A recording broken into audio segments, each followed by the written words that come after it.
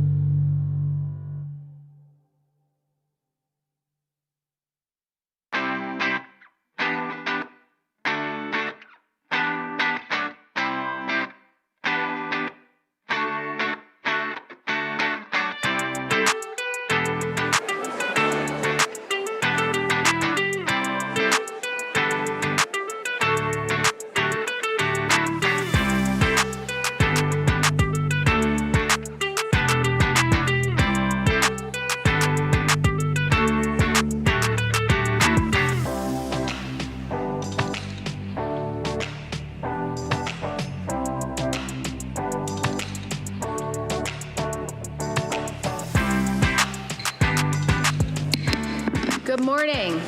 I will now call the August 26, 2025 San Diego County Board of Supervisors and San Diego County Fire Protection District regular meetings to order. I would like to take a moment to acknowledge the land we call home. There are communities in the San Diego region that face unjust conditions and circumstances related to the environments in which they live. The tribal nations of the San Diego region are one example of a community that has historically faced such injustices. We acknowledge the harmony that existed between the land, nature, and its original peoples who have since endured displacement, persecution, and systemic oppression. We pay our respect to the unceded territory and homelands of the 18 tribal nations in our region, the most in any county in the United States, from 4 cultural groups, the Kumeyaay, Degeno, Luiseño, Capeño, and Kauai. We aspire to learn from Indigenous traditional knowledge and experiences in undoing the injustices of the past. Andrew, please call the roll for today's session. Thank you, Chair Lawson-Remer. Supervisor Anderson.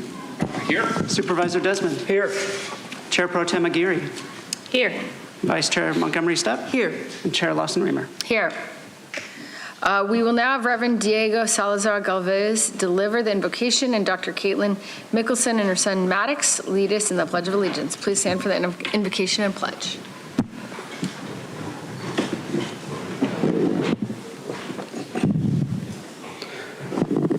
Buenos dias. Good morning. Chair Lawson-Remer, supervisors, and people of San Diego. Thank you for inviting me to be here today on behalf of University Christian Church in Hillcrest. Please take a deep moment for breathing and grounding. Let your body know that you have arrived at this moment and you are in a sacred land, in a space of community.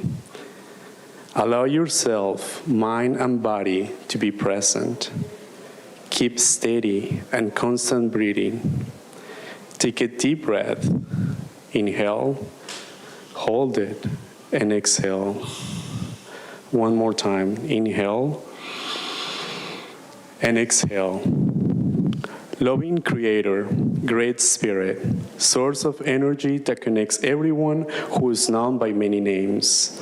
We give thanks for the presence within and around us. We're grateful for those gathered here today. Grant us wisdom, courage, and the grace to seek unity even in disagreement. We bring the richness of multiple voices while building bridges of understanding and respect. Where there is prejudice, let us swallow off. Where there is exclusion, let us open the doors of belonging. Guide us to create spaces where all people feel value, where multiculturalism is embraced and dignity is defended. Let us be those who bring justice, peace, cooperation, and united by a common hope of harmony and wholeness. Divine Spirit of all nations, source of unity in our diversity, we come before you with grateful hearts for the charming tapestry of cultures, languages, traditions that enriches our shared human experience. Bless our communities with open minds and compassionate hearts. Teach us to listen deeply and speak kindly, to honor the stories, values, and identities of others, and to find strength in our differences. Unidos en propósito de igualdad, justicia y esperanza. Taking a deep breath, we say, Amen.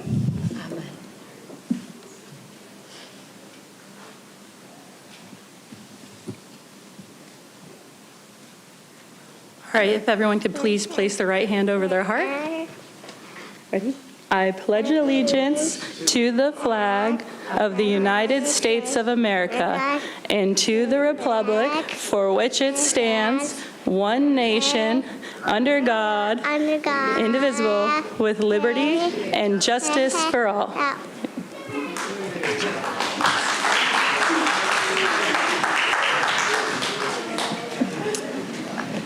Thank you. We now proceed with the proclamations. The first proclamation will be given by myself, honoring Dr. Caitlin Mickelson. The final proclamation will be given by Supervisor Desmond, honoring Deputy District Attorney Jody Brett.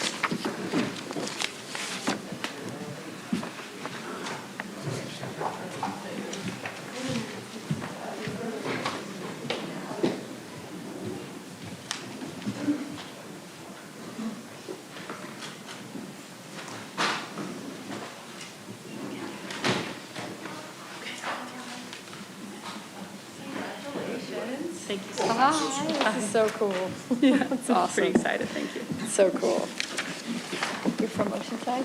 Yeah, it's very cool. Good morning. So today I'm so stoked to honor someone who captures the spirit of San Diego and especially District 3, strength, grit, and love for the ocean. Dr. Caitlin Mickelson has spent 2 decades carving her place among the very best longboard surfers in the world. Since 2005, she's competed at the highest levels of the sport, and this June, right here, she won the USA Surfing National Championships in Oceanside.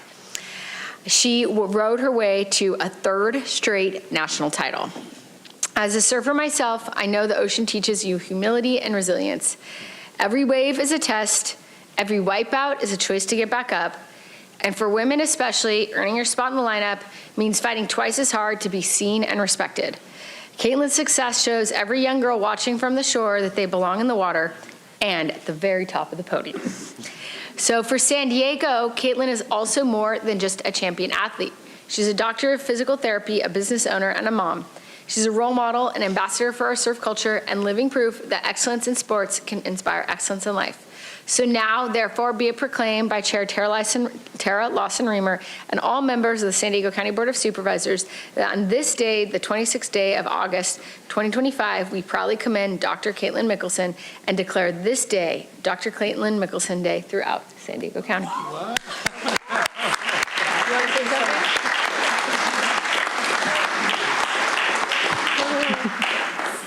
I just want to thank you guys so much for this honor. It has been a lifelong dream of mine to be competing for the USA team. We do call this the Olympics of longboarding. There's nothing like it in the surfing community.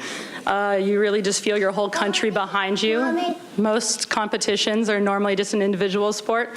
So this is one that holds true to my heart, being a US citizen. So thank you guys so much.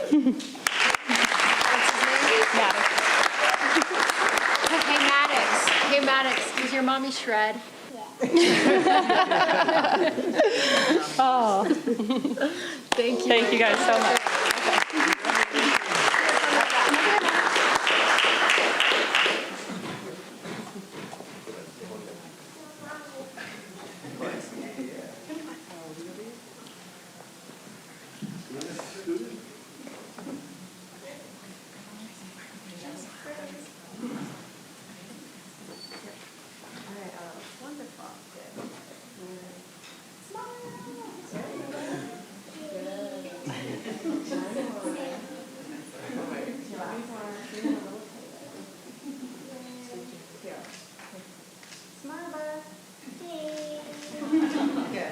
One more.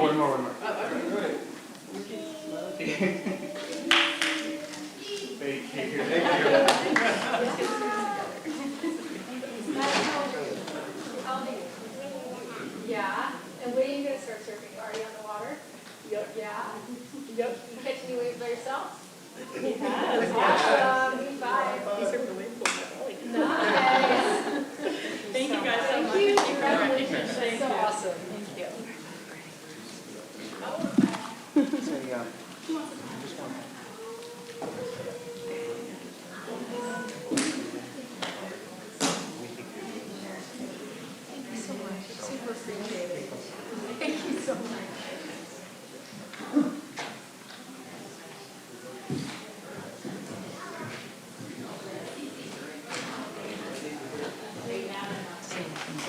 You right here. Okay. And the other two on the side. Yes, hey, thanks for being here. Thank you. You got the team? I do. Good.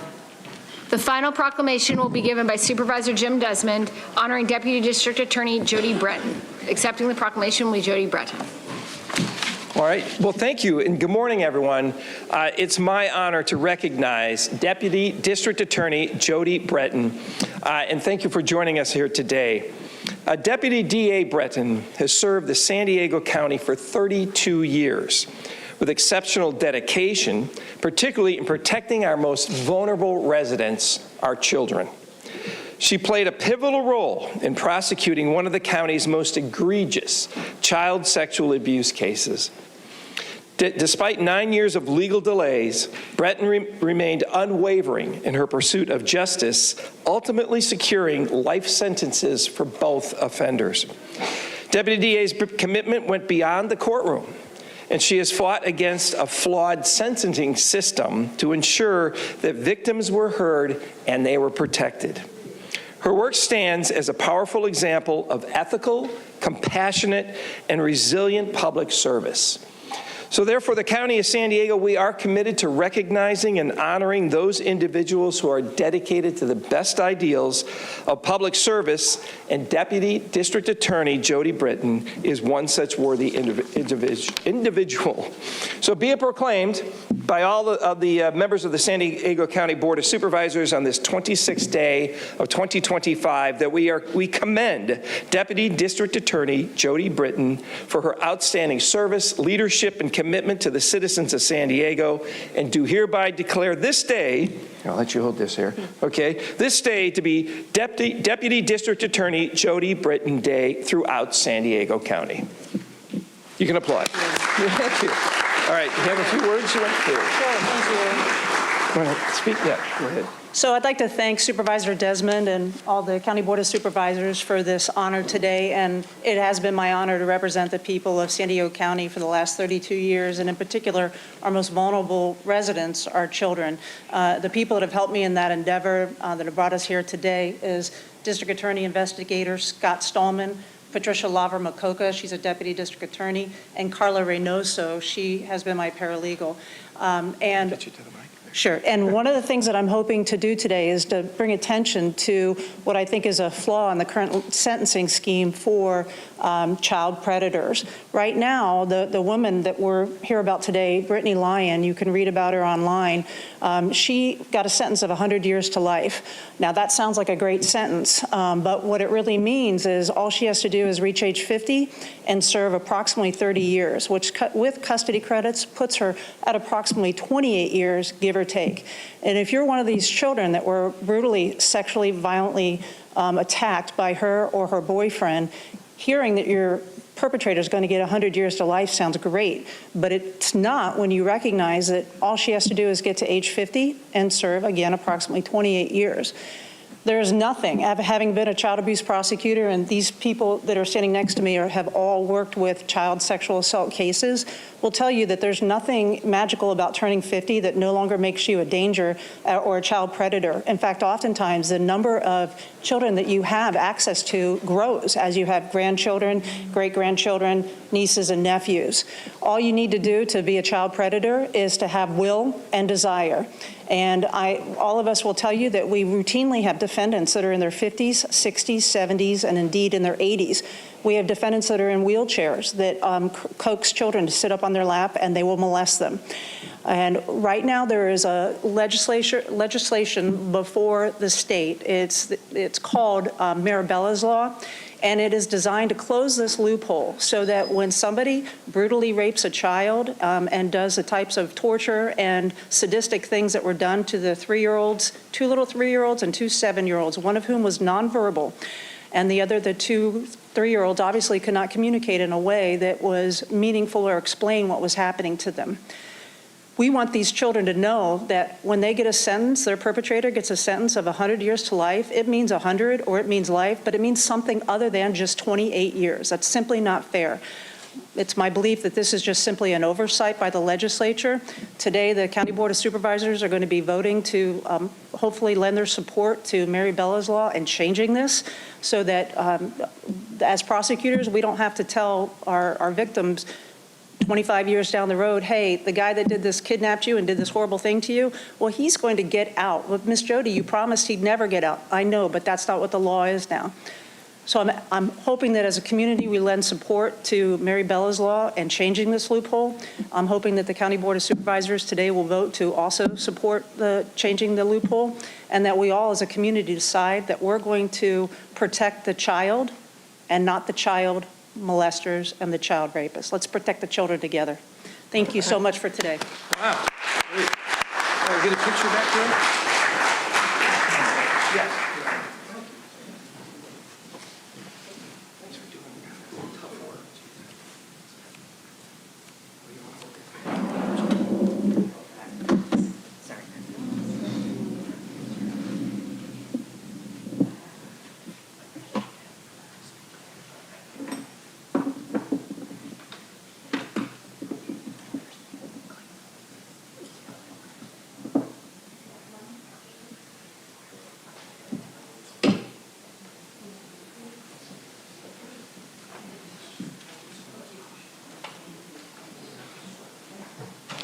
Okay, thank you. We now proceed with non-agenda public communication. This is an opportunity for the public to address the board on subject matters within our jurisdiction, but not on our meeting agenda. The only action the board may take is a referral to the CAO. Under the board's rules, speakers can speak once per meeting for non-agenda public comment, either at today's general session or tomorrow's land use session, but not at both sessions. Speakers may select which to address at their own convenience. To facilitate the meeting, for non-agenda public comment, we have 5 speakers in person, 5 speakers by phone at the beginning of the meeting. They will be chosen by random. The rest of non-agenda public comment will be heard at the close of today's session. Additionally, in order to ensure timely completion of the agenda, for any discussion with item with 10 or more speakers, individuals have 1 minute to share their opinion. And as a reminder, according to the Rule 4A, members of the public that are non-English speaking and need interpretation assistance receive twice the allotted time for their comments. As a final reminder, according to the board's rules of procedures, audience members shall not whistle, clap, stomp feet, or do anything that disrupts the proceedings. If you disrupt the meeting, you will be given 1 warning. After that warning, if you disrupt the meeting again, you will be directed to leave the chamber for the remainder of the meeting. Andrew, can you please call the speakers?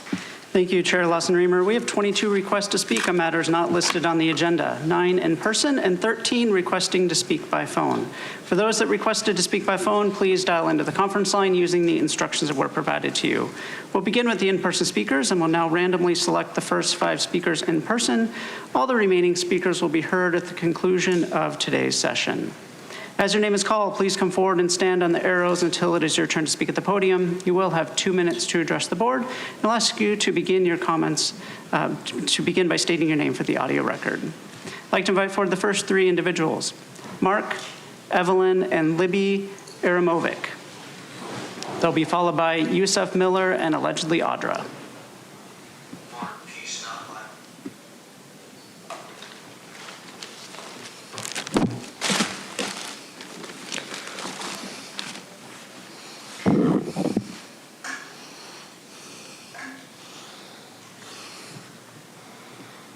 Mark, peace, not violence. Everyone see these YouTube video titles to understand how you are enslaved. See these Mark Passio YouTube videos to become free.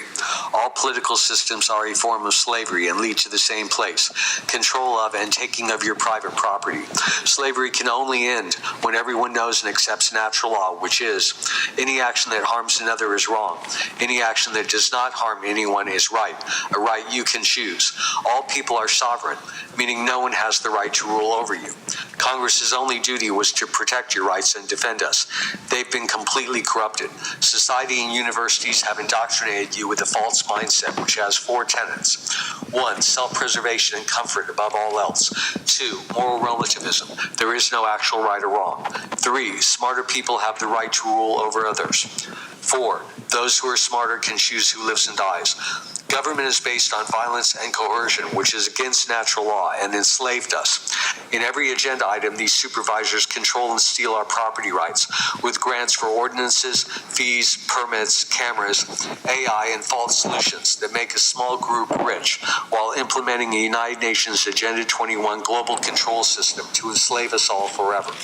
Republican and Democrat is a false paradigm to keep us at each other's throats as both sides tighten control, leading to taking all private property. All rights are property rights. Your body, your will, your possessions. The United Nations and the World Economic Forum signed a strategic partnership framework in 2019. On September 22, 2020, the United Nations General Assembly announced that China would be tasked with collating all the world's data on human movement and activity. It is called GEOINT. China's richest man, Jack Ma, with Melinda Gates, are heading up the UN's Digital Cooperation Program, bringing all personal data of all people in the world into one central place. Thank you. Mark, peace, not violence. Now hear from the next speaker.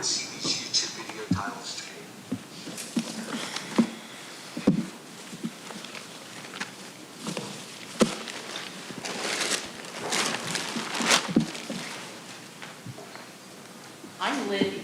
Is it all right if I go second? I think you called someone else. Yes, you can come on up. Thank you. My name is Libby Aramovic. I am a forensic auditor of government agencies. The County of San Diego has been under audit for quite some time. There seems to be some confusion of why the state opened an investigation into the county and the Board of Education. It's because I filed multiple complaints against the state. I worked in the jail system. I worked in the juvenile halls, went in as a substitute teacher. I witnessed the torture and abuse of children. Here I have a summary and a couple of the kids' statements. 1, 2, 3, 4, 5 for each of the 5 supervisors. You are facilitating the torture and abuse of minor children. Nobody is going to say they did not know, did not understand. The state announced an investigation because he's trying to ward off the feds. What you meant, Ms. Stipe, is that you've always been protected by the state. You don't know why the state's here because you've always been protected. But the state can't protect you from federal crimes. You keep foster children in jail. 40% of the girls and about 5% of the incarcerated boys are actually foster kids.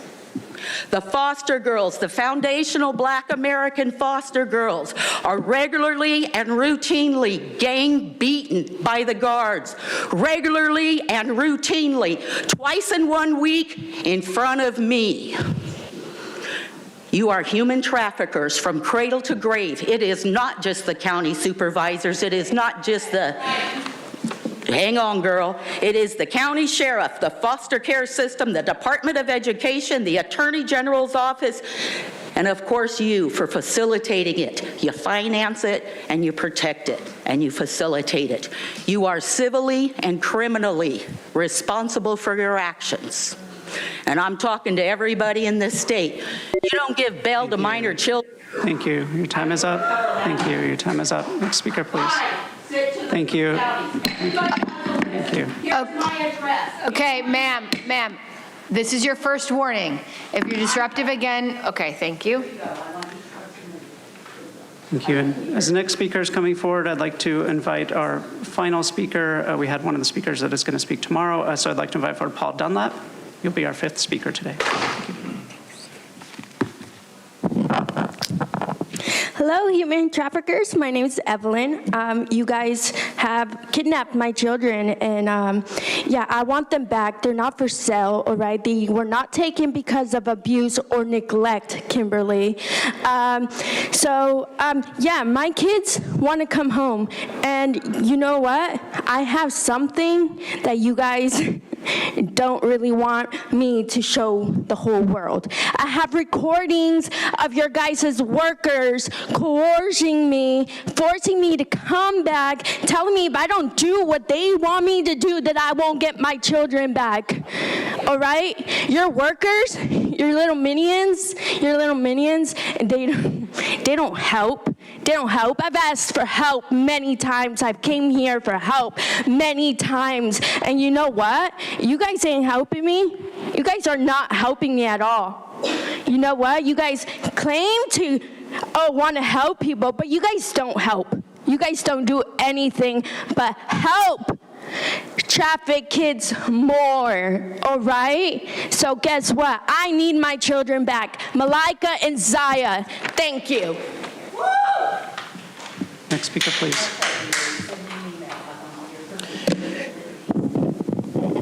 Thank you. My name is Yusef Miller. I'm with the North County Equity and Justice Coalition and Saving Lives in Custody, California. And I want to speak in favor of Monica Montgomery Stepp's initiative to allow CLRB to have oversight over medical personnel. We've seen over the last several years that there's been medical neglect and to the extent of death in our jails. Not only the deputies, but also the doctors and nurses. Now, we're not saying that all deputies or all doctors and all nurses, but when it comes to the loss of life from neglect, someone needs to be held accountable for these things. So I'm here today standing for the families that are impacted and has joined the fight for this legislation, and they all sing the celebration of Monica Montgomery's initiative, Supervisor Monica Montgomery Stepp's initiative, and along with SEIU and other labor organizations that are working on the final product of this. I'm standing here in in honor of Elisa Serna, Kevin Mills, Omar Moreno Arroyo, Gilbert Gill, Raymond Vogelman, Lonnie Rupert, Saxon Rodriguez, Matthew Settles, Vienna Graneo, Callan Lyons, Michael Wilson, Abdul Kamara, Rosalie Bartacali, Hayden Shook, Patricia Adamson, Erica Wahlberg, Teresita Tucson, and Mr. Talib. These are only a few of over 24 families that are part of our coalition that are seeking justice and seeking transparency and accountability for the loss of their loved ones due to neglect. This is a move forward that we've been asking for years. We've been on this route since 2020, and we're glad to have momentum, and we're glad to have some strength behind the transparency and accountability that we're asking for. We ask for each and every supervisor to be upon it. I want to thank the supervisors that have reached out to us and been a part of this fight forward, and those who have promised to be a part of it in the future. Thank you all. Thank you. Next speaker, please. Okay, one moment. Sure. I've been hearing a little bit of murmuring in the chamber. Just remind folks to please be respectful and not talk. If you need to talk to someone, you can get up and go outside in the hall. Thank you. Next speaker, please. Hello, my name is Paul Dunlap. I'm with forbetterbrains.org. It's a privilege to be in front of the supervisors once again. Basically, what we've been focusing on for the last couple months is gathering as much data and information as we can from families that are involved with mental health care in this county and the services that the county are presenting. What I'm lobbying for, what I'm begging for, what I'm pleading for is the ability to meet with you supervisors individually or your workers just to discuss the projects that we're working on in the county to make mental health care much better as it's been presented. One of the things that we're noticing is that there are people falling through the cracks. When these people fall through the cracks, as we'll be hearing later, there's statistics showing numbers of people and the numbers going down as far as being admitted into Rosecrans, into other hospitals and so forth. What we are focusing on are the people that are falling through these cracks. These people are now presenting danger to public safety is being jeopardized. This is what we're focusing on. We all see the people sleeping in tents as you drive down the 163. What we are seeing is that these people, many of them, are falling through the cracks of the county's mental health care system. Specifically, what I've asked for before is a review of the telecare contract with behavioral health services. And the second one is that in this county, we put live on January 1st, 2025, SB 43 in this county. I request that the supervisors do a review of how that has been implemented in the county, because what we're seeing is not follow through, and we're not seeing in action of that. Thank you very much. Thank you. Now we'll hear from... Hold on, Mr. Dunlap. Our CEO can be of assistance. Are you going to send someone out to chat with them? Yes, thank you. Through the chair, we will send someone out to offer you some assistance. Thank you.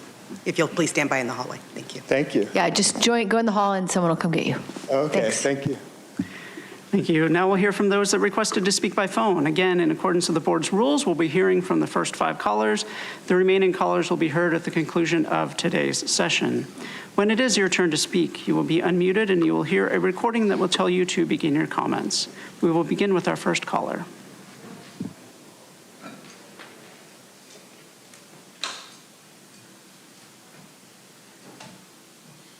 From Swallow.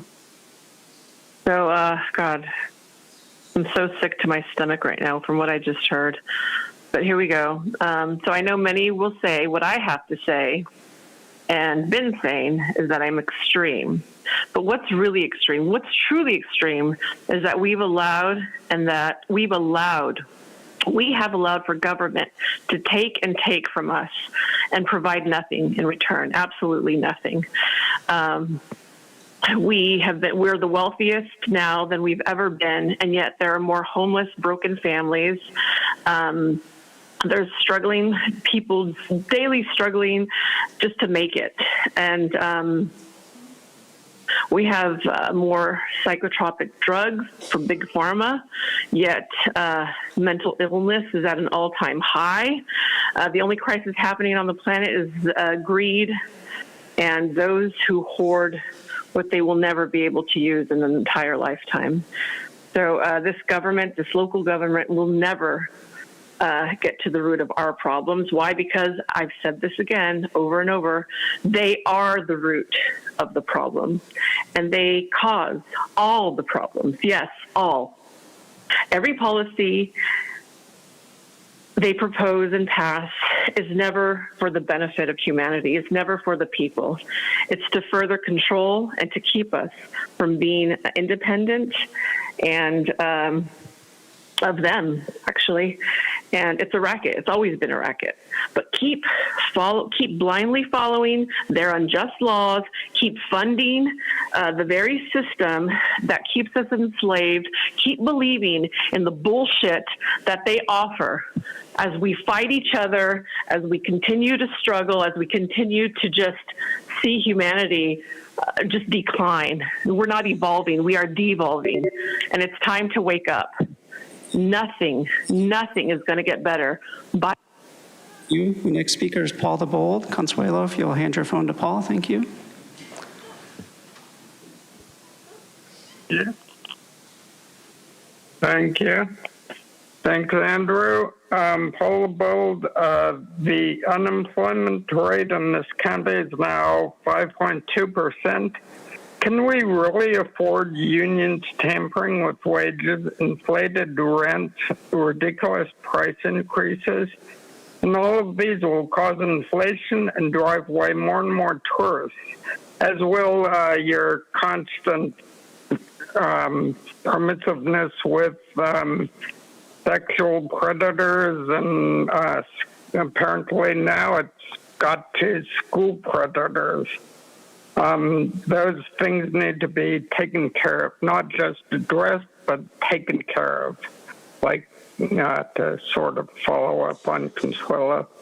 The right of the people to address the board should be basic, and moving items around or to the next day should not deny that, when you move them to the next day, most people work or shop or have kids, so not everyone can be here to speak online at the drop of a hat if you move the items around.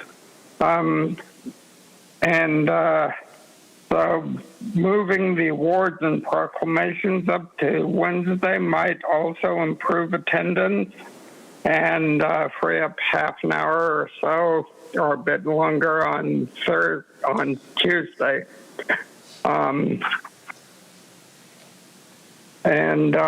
Let me also say that putting things on consent like 30-year leases, which might affect the next generation, or other serious matters like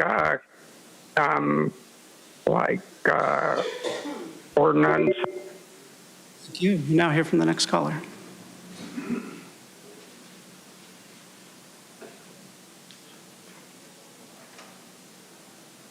Good morning. My name is Kathleen Lippett. I'm an advocate of the over 500,000 unincorporated voices who live in our unincorporated communities, as well as the supervisor who advocates on their behalf, Mr. Desmond. Their voices, the local authority, have a say in what happens in their community, continues to be marginalized and even silenced. Chairs no longer set their own agendas. Chairs are now obligated to attend quarterly chairman meetings with supervisor planning and development. Super chair meetings, once in a circular configuration, became the audience for trainings by P&D. The county presumptively presumed that planning and development services function was to train county planning group chairs, conveniently forgetting that the function of planning and development was originally to provide help in the form of providing contacts that the county chairs needed to address. A recent example of this top-down philosophy is when the county staff reached out to a handful of county planning groups, not all of them, just a handful, the ones that had the most robust response to their draft EIR. It was presented as a meeting where they were going to summarize and they were going to allow speaking by those present to talk about those summary of their EIR draft documents. That was not the case. It was a 20-minute PowerPoint presentation where the community members were not allowed to speak. They were not allowed to ask questions. There was no follow-up to be able to say anything. It was a biased presentation, and the summary of the draft EIR comments did not reflect accurately what the county unincorporated. Thank you. We hear from the next caller.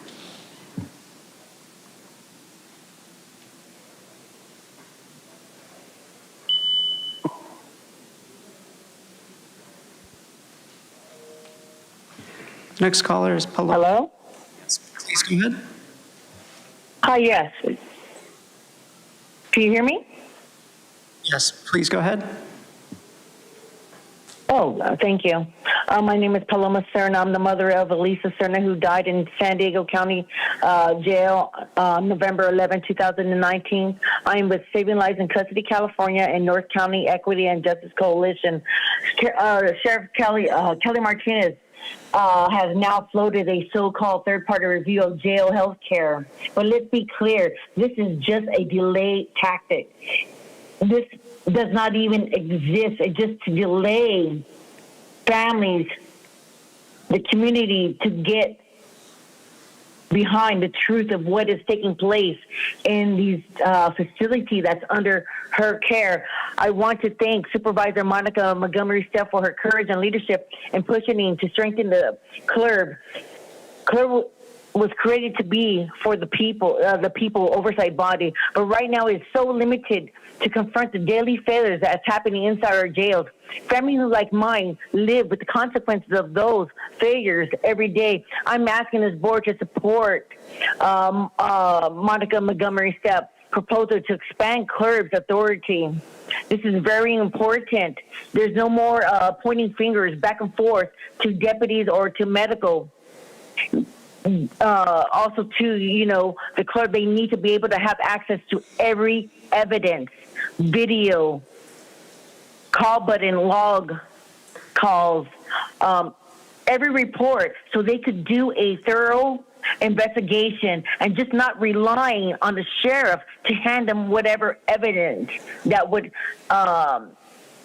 help the sheriff with their cover-up. So please help us, help the community, help, CLRB. They are here to help us and to be able to, for the achievement of transparency and accountability. We'll now hear from the final caller this morning.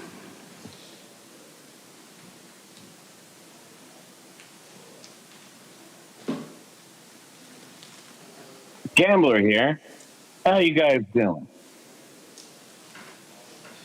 So if we want to go ahead and allow 42.7% of the ballots to go unchecked, if you don't want to go ahead and check the registration cards and where these came from to find out that they came from organizations supposedly helping out the homeless, if you don't want to go ahead and verify that that information exists, and you want to go ahead and allow 42.7% of the ballots to go ahead and keep Governor Newsom because you want to save him from getting picked out. Oh, I understand that you guys did an investigation. You barely did an investigation. You looked at the areas that you couldn't look at.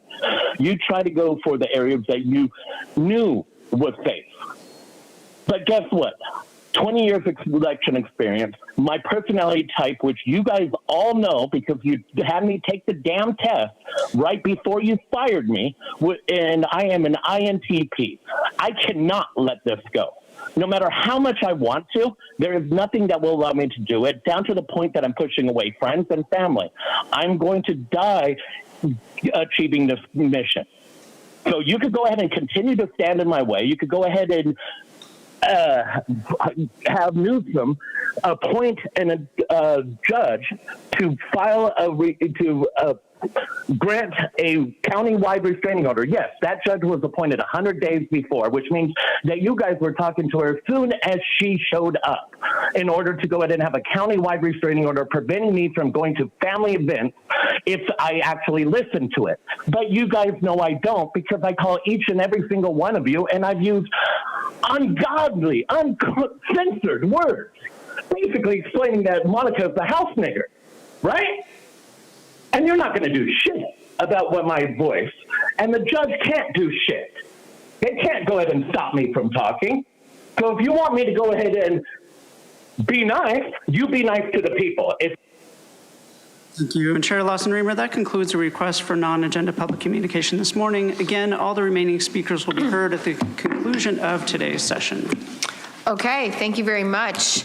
The next item on our agenda is the approval of the minutes and statements of proceedings for the general legislative session of July 22nd and the special meeting of July 23rd and July 24th, and the concurrent special district meetings of the San Diego County Fire Protection District. Excuse me, for June 24th and June 25th, 2025. Is there a motion to approve the minutes? So moved. Okay, thank you, Supervisor Anderson. Is there a second? Second. Tie. Thank you, Supervisor Desmond. We have a motion from Supervisor Anderson, a second by Supervisor Desmond. Please vote. Chair Lawson-Remer, that motion passes unanimously with all supervisors being present and voting aye. Okay, thank you very much. We now proceed with the consent agenda. This is items numbers 1 through 21 and FP1. What we will do is hear from my colleagues if they have anything to pull. All these items are routine and will be acted upon with one motion unless these items are pulled by a supervisor. My colleagues will have an opportunity to comment on the consent agenda, and then we will go to public comment. Supervisor Montgomery Stepp.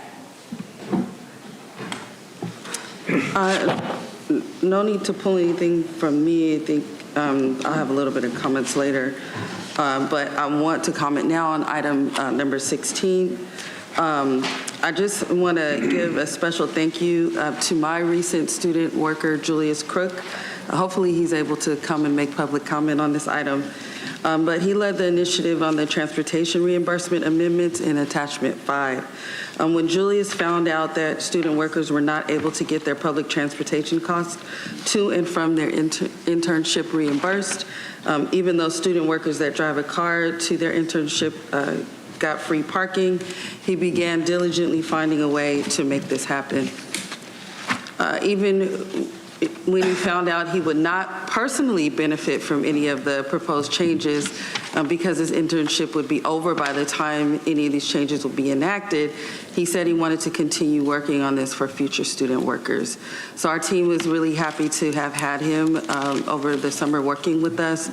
We're very proud of the work that he did and the person that he is. And that concludes my comments for now. Thank you.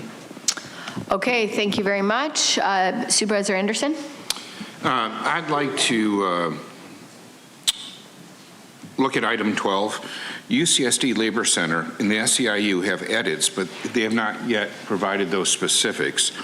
Other board offices may be interested in an extension to allow the UCSD Labor Center and provide more specific input. A request to pull and continue to September 30th during the consent decision. So I'm good with everything, but I'd like to extend this to September 30th on item 12. And I believe I can do that in one motion. Okay. Is that fine, Andrew? He can both pull it and make a motion to extend it to the 30th? Supervisor Anderson, through the chair, you could make a motion for the consent agenda with the amendment to item 12 to continue that item to September 30th. That's what I thought I was doing. Fantastic. I'll second that. Okay, so we have a motion by Supervisor Anderson to approve the balance of the consent agenda, except for item 12, which he would like to continue to the 30th of September. Great. Supervisor Paloma-Geary. Yeah, I just want to thank Supervisor Anderson for this item. I just think that it requires a little bit more discussion based on his comments. So looking forward to a broader discussion when it's brought back. Thank you. Okay, thank you very much. Supervisor Desmond? Thank you, Madam Chair. Appreciate it. I just have a comment on item 1, which I brought this forward because we still don't have a long-term storage solution for spent nuclear fuel at the San Onofre Nuclear Generation Center, because the federal government still hasn't identified a permanent repository, so we have to continue storing over 1,400 metric tons of radioactive spent fuel on site at SOGS. This is a byproduct of 45 years of nuclear power generation. The Spent Fuel Solutions Coalition, led by us, the County of San Diego, Orange County, City of Riverside, SDG&E, and SoCal Edison, plays a critical role in advocating for the removal of spent fuel at San Onofre. And to date, Southwest Strategies has successfully managed the coalition, significantly helping to grow and support its mission and to influence the federal government to provide permanent long-term storage solutions. So my item today requests 2 things. 1, that the county continue participating in the Spent Fuel Solutions Coalition, and 2, to authorize the continuation of Southwest Strategies as the coalition manager. Thank you very much. Thank you. I'll just say a couple comments. Would you like to share with all of us? I just wanted to say what an outstanding job our chair is doing. Fabulous. Keep up the good work. Thank you. Thank you. I appreciate it. If that's all you're talking about, you can keep it up. Okay. So thank you very much. I just had a couple comments on the consent items, mostly for the team. I think you all have done a great job on item 11, as well as I know there's been a huge amount of work that went into item 16 and item 17. So thank you to everyone for all of that work. Good job. And we have a motion by Supervisor Anderson, a second by Supervisor Aguirre. We will go to public comment now. Thanks. Thank you, Chair Lawson-Remer. We have 22 requests to speak on items on the consent agenda, 9 in person and 13 requesting to speak by phone. Any individuals that requested to speak on items on the consent agenda by phone, please dial into the conference line using the instructions that were provided to you. We'll begin with the in-person speakers. As your name is called, please come forward and stand on the arrows until it is your turn to speak at the podium. You will have 2 minutes to address the board. I'll ask you to please begin by stating your name for the record. Also, when speaking, please identify which items or item on the consent agenda you are speaking about. I will be calling you in groups of 3, so I'll ask you to please listen for your name. I'd like to invite forward the first 3 individuals, Casey Shirk, John Brady, and allegedly Audra. If I've called your name, please come forward.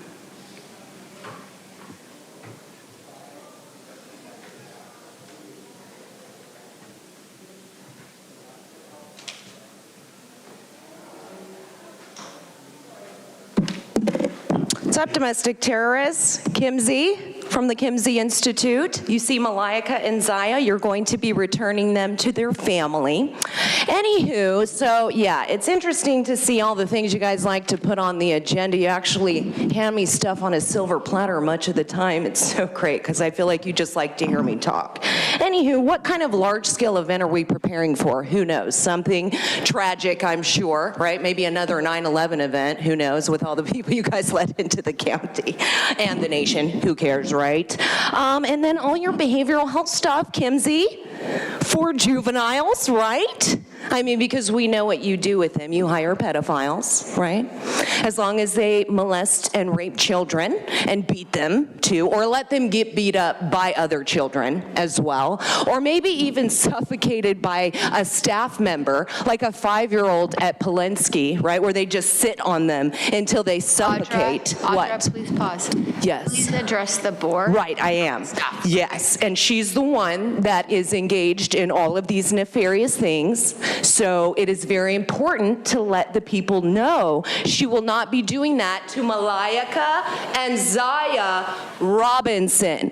Malika and Zaya Robinson. Their names will continue to be said. There will be no confidentiality. And Monica, thank you so much for your help. Right? You did such a good job helping, right? You were trying to use the thing of her being a Latina, right? Because you like to check the boxes. If she was white, you'd be like, I'm not going to help her out, but I'm going to pretend to, as long as she checks one of those BIPOCs, right? It's so great. When you guys are ready to stop trafficking children, we'll be here to say thank you. Until then, you're on your way to hell, okay? That's what you're doing. You're intentionally doing it. Fuck you, Kimberly. Audra, this is your first warning. Please do not address the staff. Please speak to board members. Thank you. Thank you. I'd like to invite forward 3 additional speakers, Evelyn, Randall Schobloom, and Mark.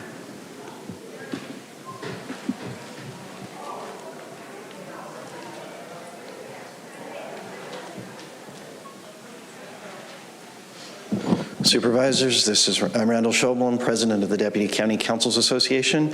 I just wanted to speak on item 16 and thank staff for the hard work. It was a difficult negotiations, but the result was we are getting the parity that we saw with the other attorney groups, and we're very appreciative of staff and recommend approval of the agreement. Thank you. Thank you. Next speaker, please. Hello, it's me again, Evelyn, the mother of the children you guys have kidnapped, Malika and Zaya. So let's talk about the drugs you guys want to put my kids on. Yeah? Prescribed? Yeah, pain medication? Pain medication for what? For a 3 and a 2-year-old? Excuse me? What type of pain? What type of medication? Why do you guys want to put my children on medication? Not just my children, but many other children, all right? They're not mentally ill. They're going through trauma that you guys are letting them go through trauma every single day. And it's not okay, all right? Let these children go. Stop traumatizing kids. It's like you guys feed off of it. It's like you guys just love traumatized kids, right? Do you guys? Obviously, right? All right. Another thing. Not all kids freaking need medication, all right? Not all kids, especially toddlers. Toddlers, why? Why are they on medication, huh? Why do they need medication? Why? Oh, because she wants to go home? Oh, we can't allow that. She's overreacting. No, they're not overreacting. My kids are not overreacting when they tell me, Mommy, I want to go home. Mommy, I want to go home with you. They're not overreacting when they're saying that. You guys are monsters and you guys are going to go straight to hell. Thank you. Federal prison, but... I'd like to invite forward the remaining 3 speakers, Clarissa Falcon, David Lagstein, and Natalie Raschke. Mark, 1, Jim, I am for the removal and relocation of nuclear waste. However, what will our government use the reprocessed fuel for? Quoting this item's overview, artificial intelligence and data centers require an exponential growth in electricity generation, and next-generation small modular reactors, SMRs, can help address this growing demand for power, end quote. See YouTube title, Small Modular Reactors Are Overhyped. At 8 minutes 40 seconds, U.S. data center electricity production to double by 2028 to 9.3%. That's almost 10%. And guess who they care about more? People's needs or this AI data center? A new SMR was supposed to supply electricity for a city in Idaho. The cost ballooned, the completion date changed, and it was canceled in the end, wasting $232 million of the Department of Energy's money, our tax money. SMRs will be used to enslave our citizens with AI data centers using our own tax dollars. 2, what is the Police Scotland International Academy? Quoting from their own website, international development is a key part of Scotland's contribution within the international community. It is our ambition to collaborate on initiatives. It is also to support our international partners towards achieving the United Nations Sustainable Development Goals, end quote. What major events are they preparing for? One of them is pandemic events, preparing for the impact of pandemics on operations and continuity of operations, end quote. 12, considering the total corruption, items 1 and 2 proposed, there is no doubt item 12 will do nothing to protect us from AI, and your tax dollars will be used for AI to take over and enslave us for the United Nations. People need to see the Rosa Corey video, these 2 videos on YouTube, free titles. Rosa Corey states in her testimony before the New Hampshire legislature in this YouTube video titled, United Nations Agenda 21 goals are intentionally transferring private land into... Thank you. Next speaker, please.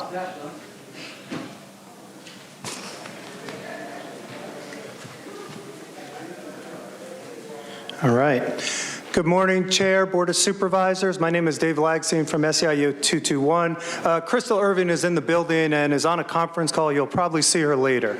I wanted to speak to item number 12.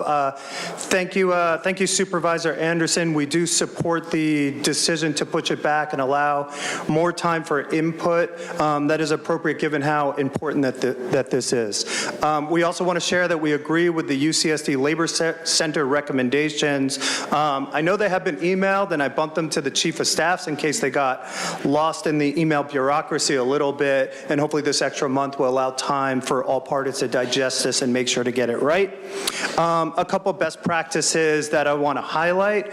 We want to make sure there's a requirement of worker and community input in all of these processes. We certainly want to protect public's rights, including the right to opt out of AI interactions and appeal AI decisions, and strengthening privacy and oversights. So again, there's a lot more to dig in on these talking points. Certainly the voices of county employees and our members on the front lines should really be a part of working on this, and to allow a little bit more time to get it right is appreciated.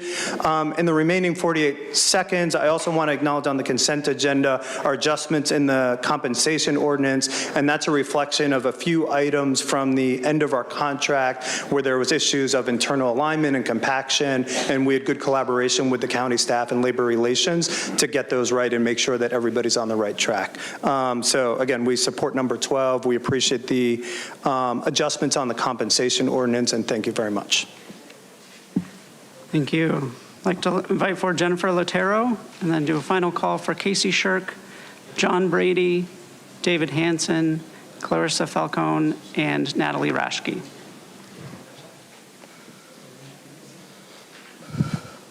Hi, my name's Jennifer. You also have stole my son, Waylon.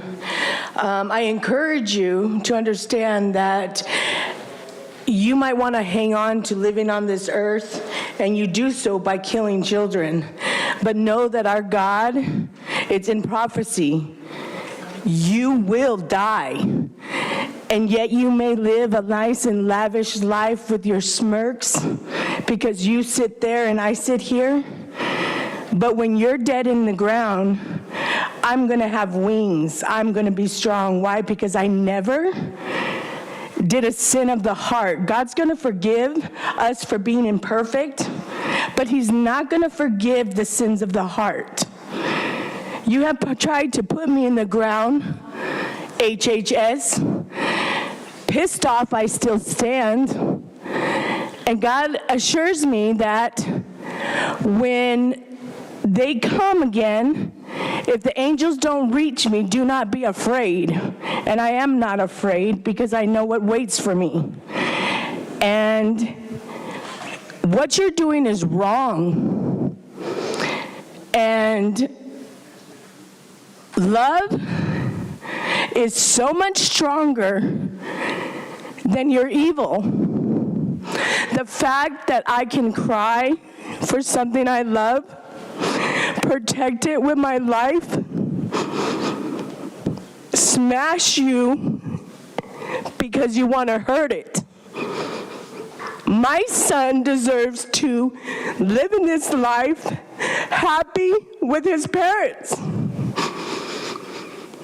You people are weak for not caring.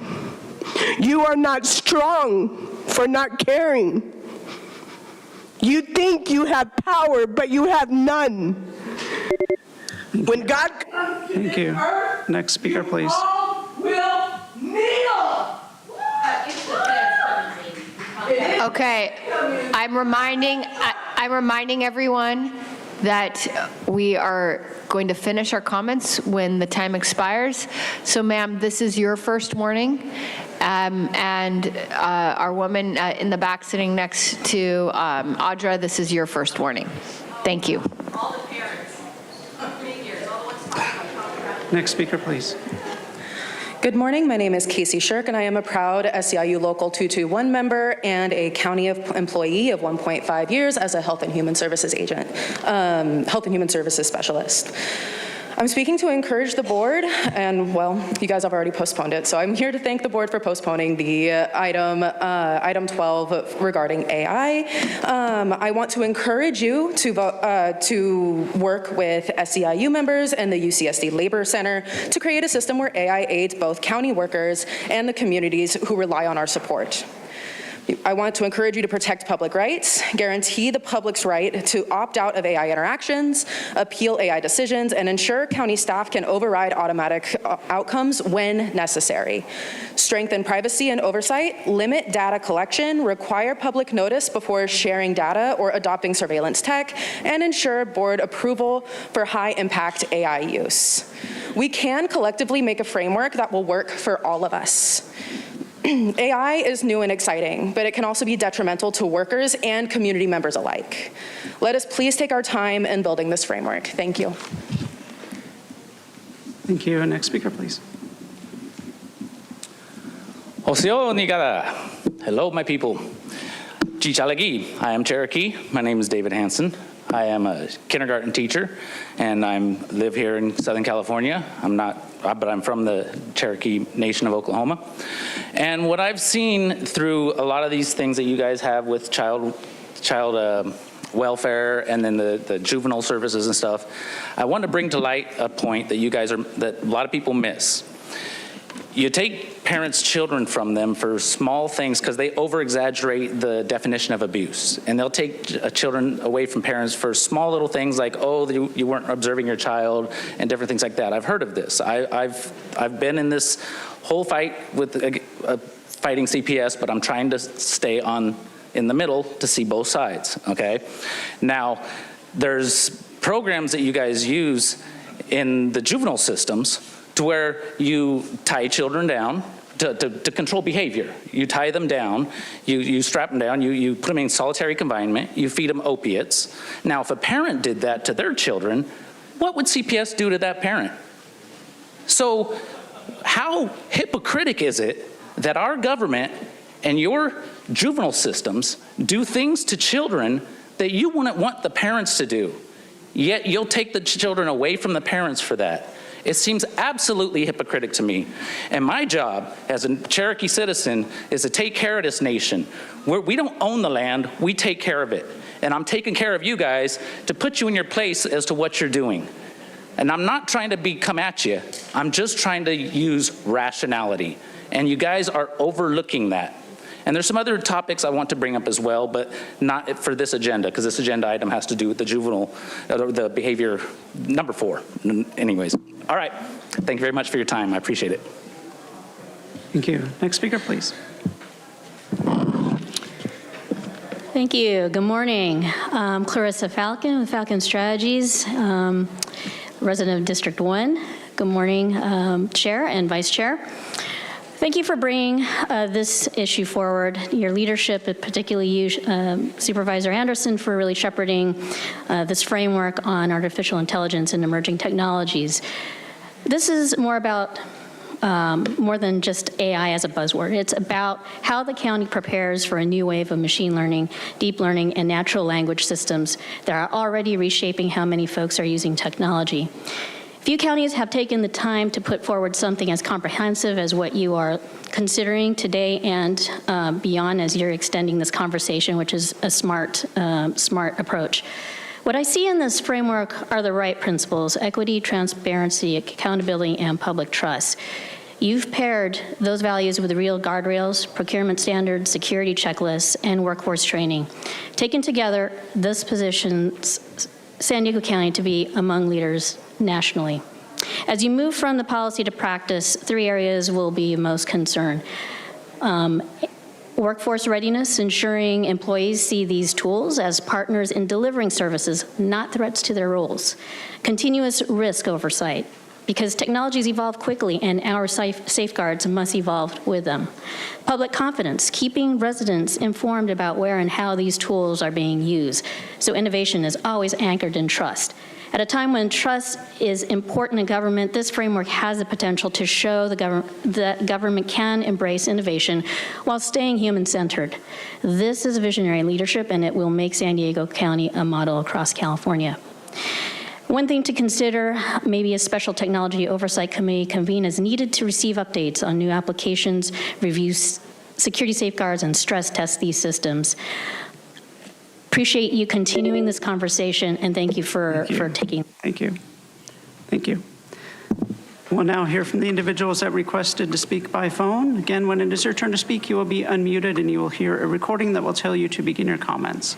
We'll begin with our first caller.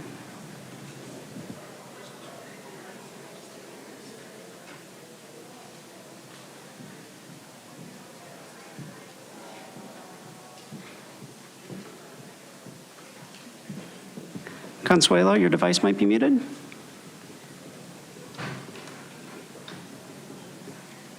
Okay, can you hear me? Yes, please go ahead. Okay, so this is, Consuelo here. So I wasn't going to say this, but I guess I will.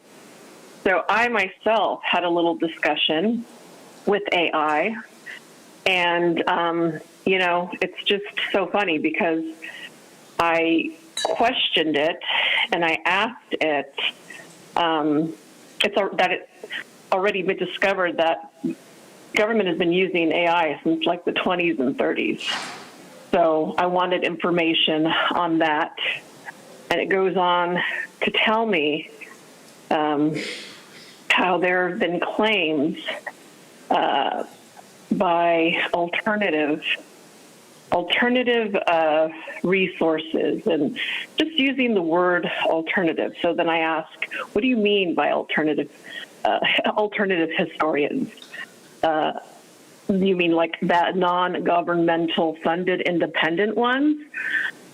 The reply was exactly, that's what it meant. Then I go on to say, okay, in other words, the ones who are not attached to fulfill a controlled narrative set by those who benefit.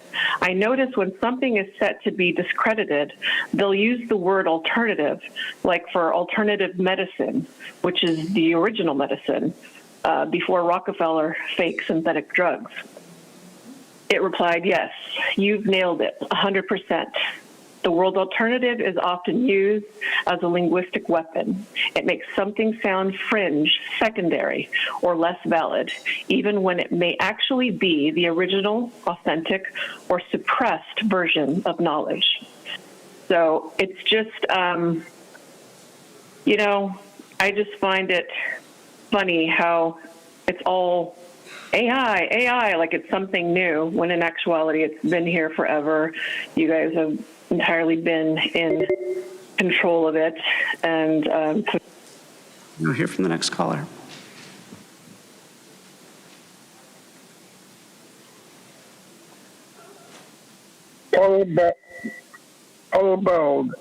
Speak of AI has no conscience, and whenever I ask it a non-establishment line question, it gives me the wrong answer, so avoid it. Now on the number 6, the land purchase. The land here looks pretty barren in remote East County. Less wildfire danger, so it would be good for things like BESS and EV storage, maybe solar panels or even some kind of water retention. There needs to be a better plan than just open space. Speaking on BESS and EV issues, EPA Pacific Southwest Administrator Josh F.W. Cook said calling a technology green energy does not mean that there are no environmental impacts. This is an issue of growing concern. I am alarmed by the incidents and impacts of utility-grade battery fires on first responders, especially the professional firefighters who are exposed to horrible toxic conditions when batteries catch fire, et cetera, et cetera. I oppose this land use just for open space. I think we should put these more EV and BESS stuff there. Sandy, the purchase bias they were part. San Diego has a 5.2% jobless rate, which is alarming in this age of high inflation.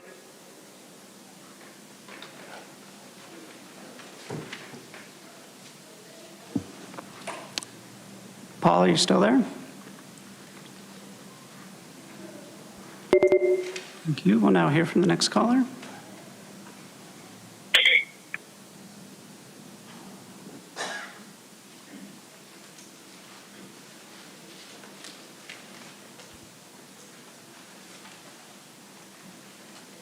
Good morning again, Board. My name is Kathleen Lippett, and I would like to congratulate Supervisor Desmond for his recommendation for John Byram to participate in the Health Advisory Board.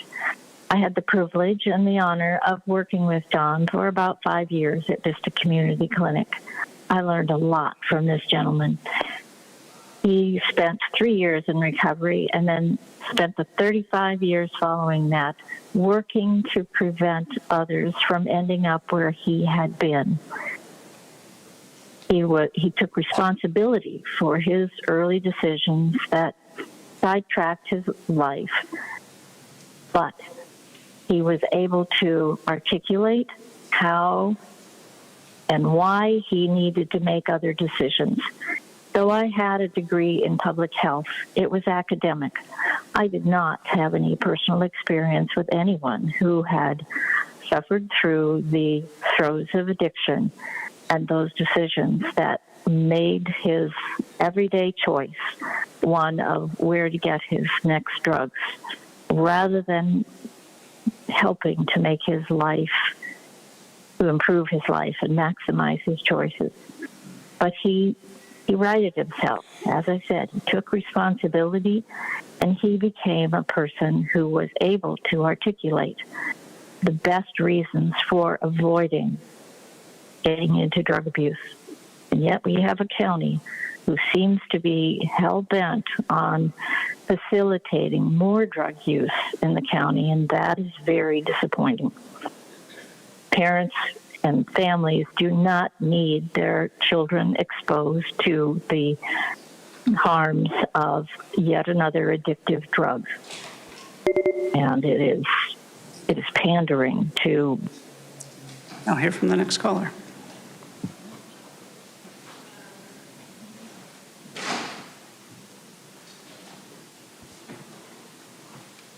Hi, good morning, Supervisors. My name is Madison. I also wanted to speak on item 20 to the appointments, and I wanted to voice my support also for John Byram. He is a dedicated prevention specialist and an unwavering advocate for youth drug prevention and harm reduction. John brings a rare and vital perspective to this work through his experience, one that balances evidence-based prevention strategies with compassion and realism. He understands that preventing substance use among youth isn't just about saying no, but about creating safe environments, educating communities, and reducing the harms when use does occur. His work consistently bridges the gap between public health and community action, and his leadership has helped countless youth avoid crisis and stay on a healthy path. We need more voices like his guiding our local strategies. Thank you for recognizing the importance of prevention and the people like John who make that possible. Thanks. Thank you. Now hear from the next caller.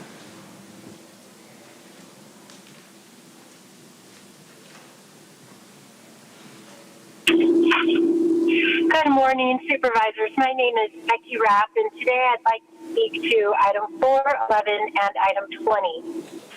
Item 4, cognitive behavioral therapy, juvenile diversion, residential treatment, and housing navigation are powerful prevention tools, and we know that substance use is often the gateway into the justice system. By investing in evidence-based therapy, treatment, and diversion programs, the county is addressing drug use early and helping people avoid deeper system involvement.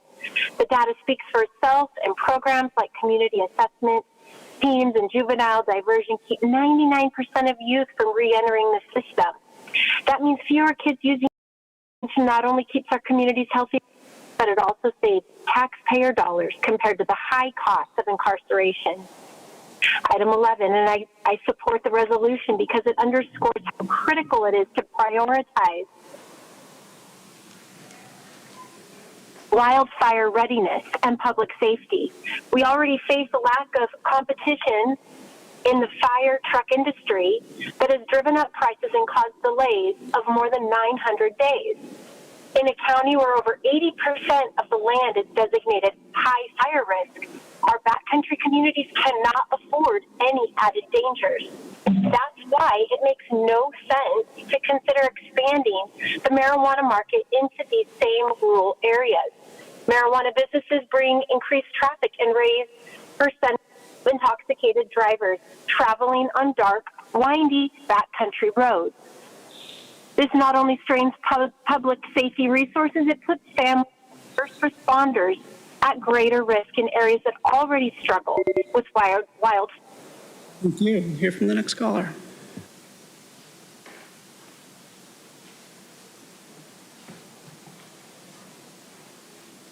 Gambler here. You know what? You don't really give a shit about us. All you're looking for is money. And the people that died in Florida because of the truck driver, that was all you. That was because of Assembly Bill number 5, because you wanted to take contractors and turn them into employers. You wanted to take operator owners and make them into employees into the California system, which they don't believe into the California system. That's why they're truck drivers. They don't want to work for anyone. That's why they're truck drivers. But you said, no, I want your fucking money, right? But let's go ahead and talk about what I said about Monica. I could go ahead and prove this because she refuses to even try to fix the recycling. Like, there's a kid, Jamal Brown, young black inventor that turned plastic into fuel, completely and utterly recycling it. That guy went missing. I've been begging her to go ahead and bring light to him, invest in him. He is completely and utterly recycling plastic green. He's using solar power to do it, turning that into fuel. And the byproduct is low-grade carbon that could be added to our concrete to make it stronger. We could actually be making money trying to save this earth, but instead we are just throwing it away and giving it to organizations because Monica, we all know, is exactly what I said. She would prefer that guy to be hung, strung up, gone, erased from this earth. She does not want to go ahead and support black people. She wants to hold them down. She wants to say they can't find ID. She wants to go ahead and breathe the narrative. She loves what the Open Society tells her to say. There is no question on that. Zero. What? You have nothing about Monica? You agree you are what I said you are. Thank you. Next speaker.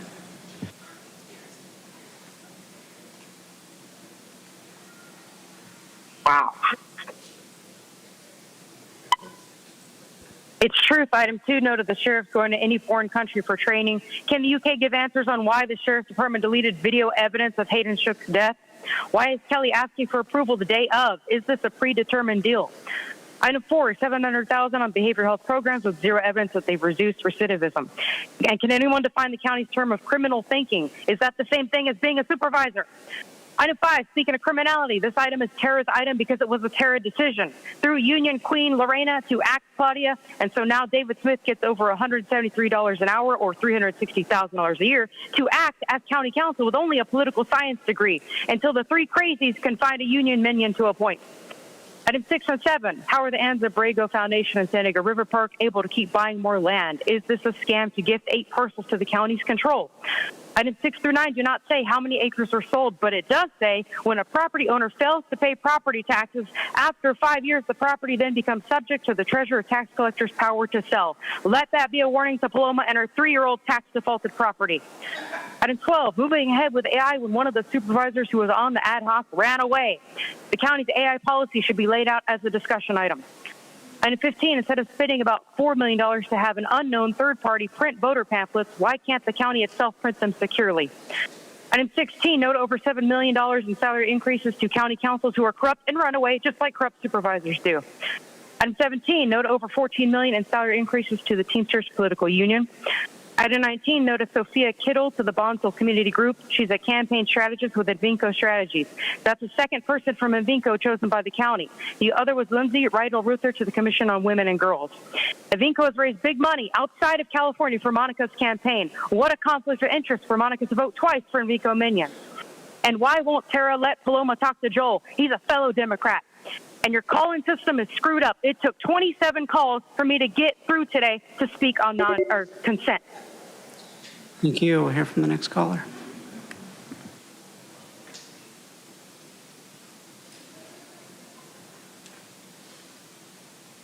Good morning, Chair and Supervisors. My name is Megan Stewart, and I'm speaking today as a public health advocate focused on protecting youth from the harms of substance use, and I would like to address item 4 and item 20. We know that early intervention changes lives. Authorizing behavioral therapy, community assessment teams, juvenile diversion, and treatment is not just a service, it's a lifeline to many. Too often, young people who experiment with substances, including marijuana or alcohol, end up on a trajectory that leads to incarceration, addiction, and instability. But when they are offered evidence-based support like CBT and diversion programs, they are given the tools to make different choices. By funding these services, we are investing in healthier futures, stronger families, and safer communities. For item 20, I would like to echo the thoughtful comments that have already been made and express my strong support for Supervisor Jim Desmond's appointment, recommendation of John Byram to the Behavioral Health Advisory Board. John would be a tremendous asset to this board. He brings not only professional knowledge and expertise, but also practical, real life, and a solutions-oriented perspective that would be invaluable in guiding conversations and decisions around behavioral health. His background and commitment to serving the community will help ensure that the board remains connected to the real challenges individuals and families are facing, while also moving toward meaningful and effective solutions. I believe his presence on the board would strengthen its work and make a positive difference for our region. Thank you for advancing this critical work. Thank you. Now hear from the final caller.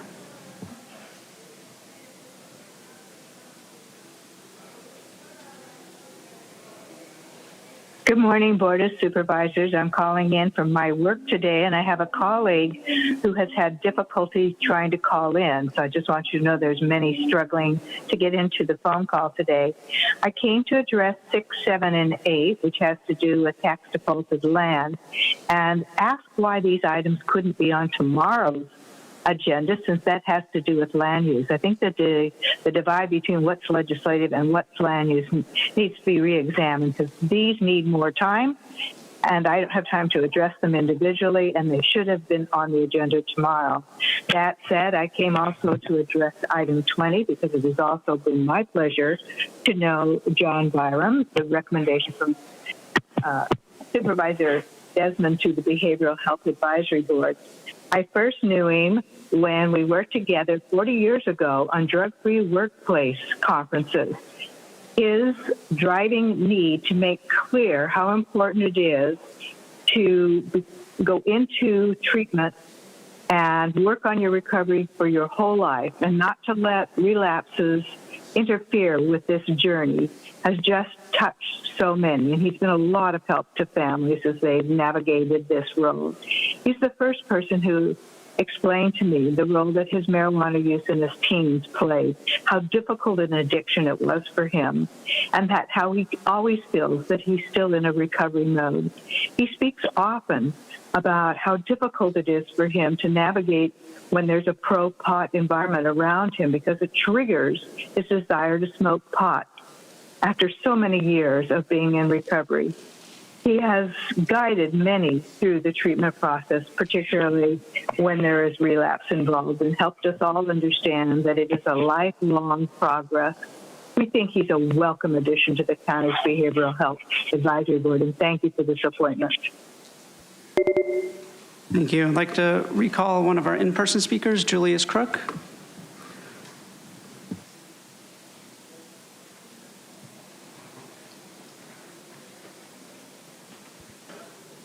Hi. My name is Julius Crook, and I'm speaking on agenda item 16. So I'm a rising junior at Brown University and a Montgomery High School graduate. And this summer, I had the pleasure of working for Supervisor Monica Montgomery Stepp's office.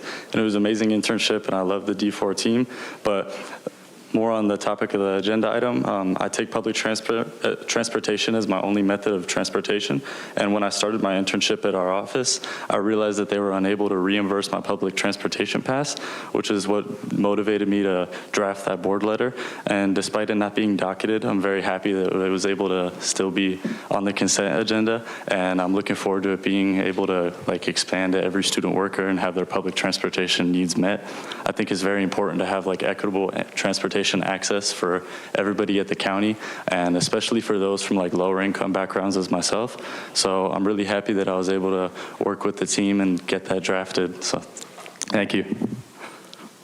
Thank you. And Chair Lawson-Remer, that concludes public comment on the items on the consent agenda. And before the board takes a vote, I would like to note that for item 5, pursuant to Government Code Section 54953, prior to taking final action, the legislative body shall orally report a summary of a recommendation for a final action on the salary or compensation paid in the form of fringe benefits of local agency executives. Agenda item 5 includes a salary adjustment for David Smith as the acting county counsel with an hourly rate of $173.40. With that note, Chair Lawson-Remer. Thank you very much, Supervisor Vice Chair Monica Montgomery Stepp. First, let me say thank you, Julius. And also, real quick, on item number 12, since there's a motion to continue, and I may not be able to say anything else about it before we see it again, I just have a couple of comments on the proposed policy, or the policy that came before us today that we are, looks like may be continued. There are concerns that my office had with regard to protecting residents and workers from mass surveillance and unaccountable automated decision-making, and at the same time weakening the professional judgment of county staff. As adopted, if adopted as written, it risks undermining the public's trust in county government. Number one, this policy leaves the door open for AI-enhanced audio and video surveillance with little oversight from the public. Number two, the idea of the human in the loop, we have concerns about that. Those types of reviews, because oftentimes they are done by third parties, and they are generally can be a superficial safeguard against bias and discriminatory automated decision making. So we want to ensure that county workers who engage directly with the public have the right to override AI decisions if needed on behalf of the public. And then finally, just again, that these decisions be made in consultation with county workers. Workers know what will help them do their jobs and what will negatively impact services. And so I want to put those on the record here now because I may not have an opportunity to do so afterwards. And I hope that as we move forward, those considerations are taken up during the additional discussions. Thank you. Thank you very much. There was one additional caller who just made it in right under the wire, so we did. Go ahead and call them. That caller disconnected, so they may not have been able to provide their comments at this time. Okay, well then onward we move. We have a motion by Supervisor Anderson, a second by Supervisor Aguirre. Please vote. Chair Lawson-Remer, that motion passes unanimously with all supervisors being present and voting aye. Okay, thank you very much. So we now move to our discussion items 22 to 30. And just a reminder, for items that have 10 or more speakers, it will be 1 minute for each speaker. For items with less than 10 speakers, it will be 2 minutes allotted. We begin with discussion item 22, which is set a hearing for 9/9/2025, filling the vacancy of the San Diego County elective office of the tax collector. I want to actually kick this off. I'll wait, actually, before folks leave, so it quiets down.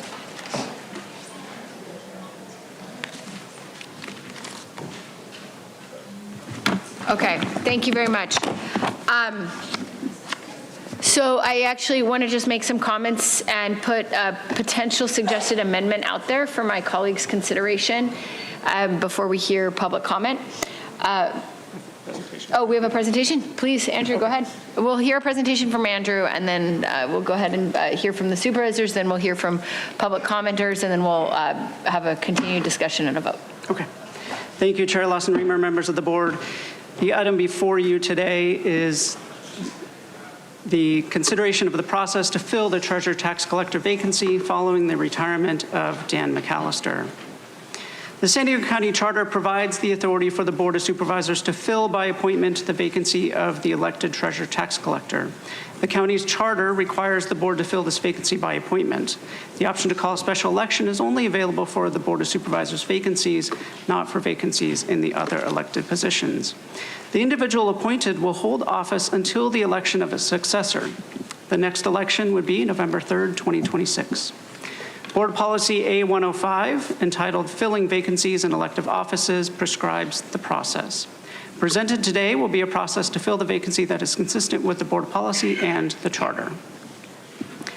This slide shows the proposed timeline for the process. If approved, the application period will begin tomorrow, August 27th, and be open for 10 days.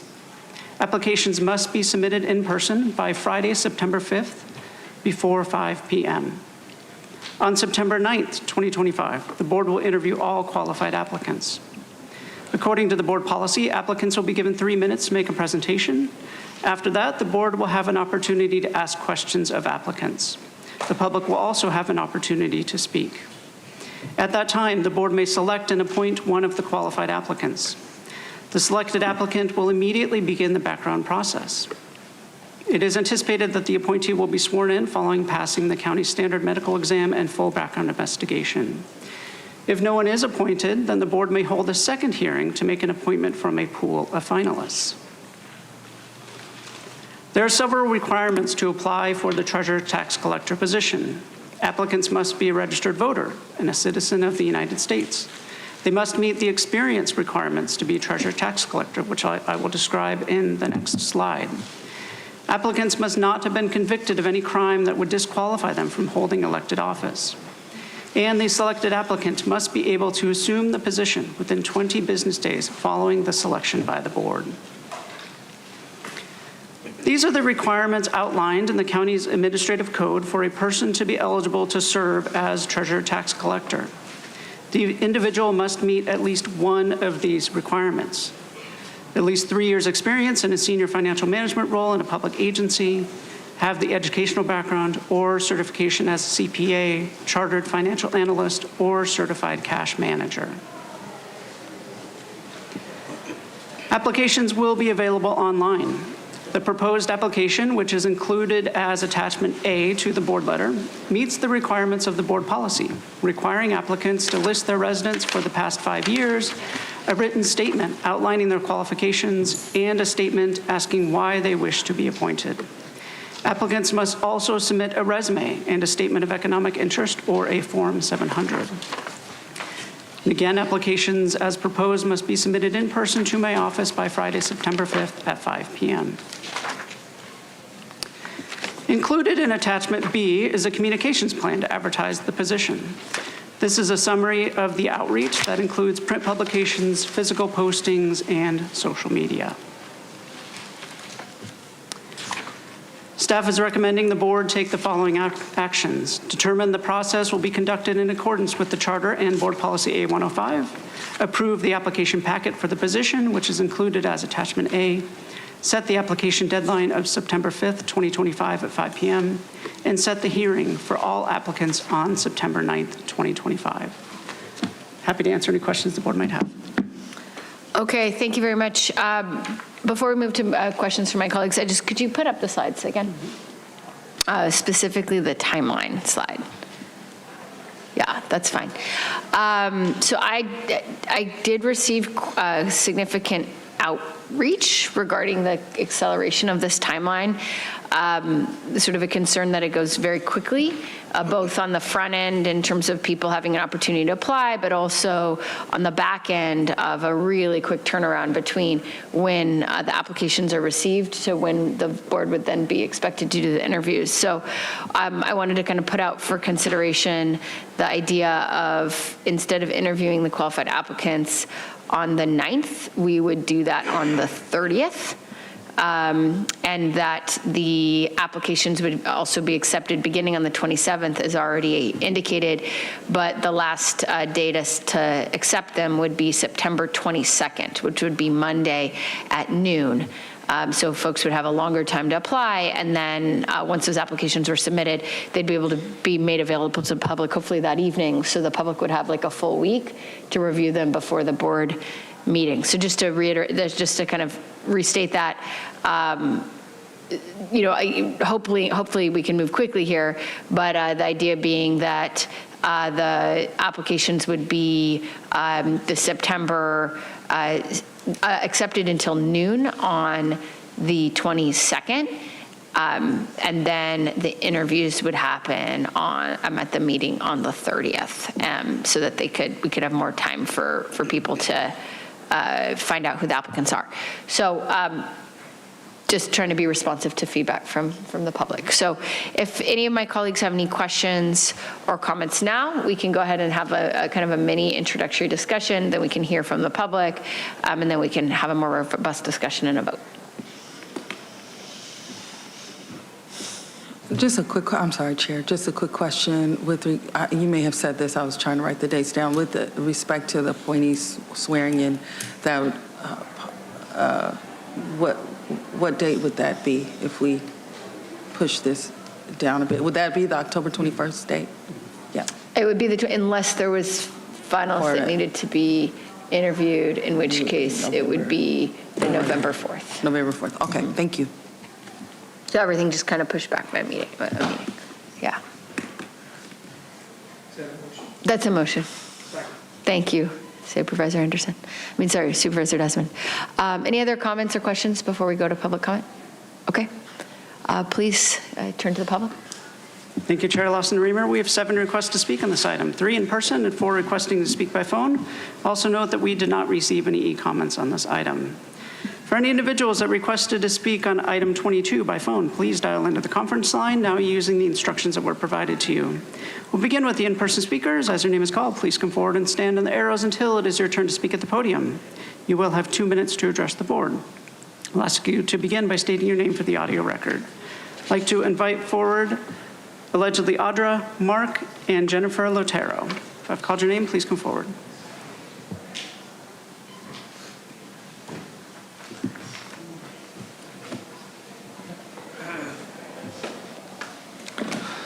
Mark, so regarding 22 and choosing a new person, I question whether you would ever choose anyone who has any idea what's constitutional or what is right. It's important to realize that in your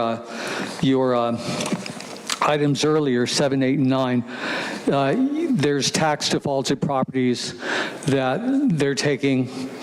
And usually they're sold to non-governmental corporations or organizations, I should say,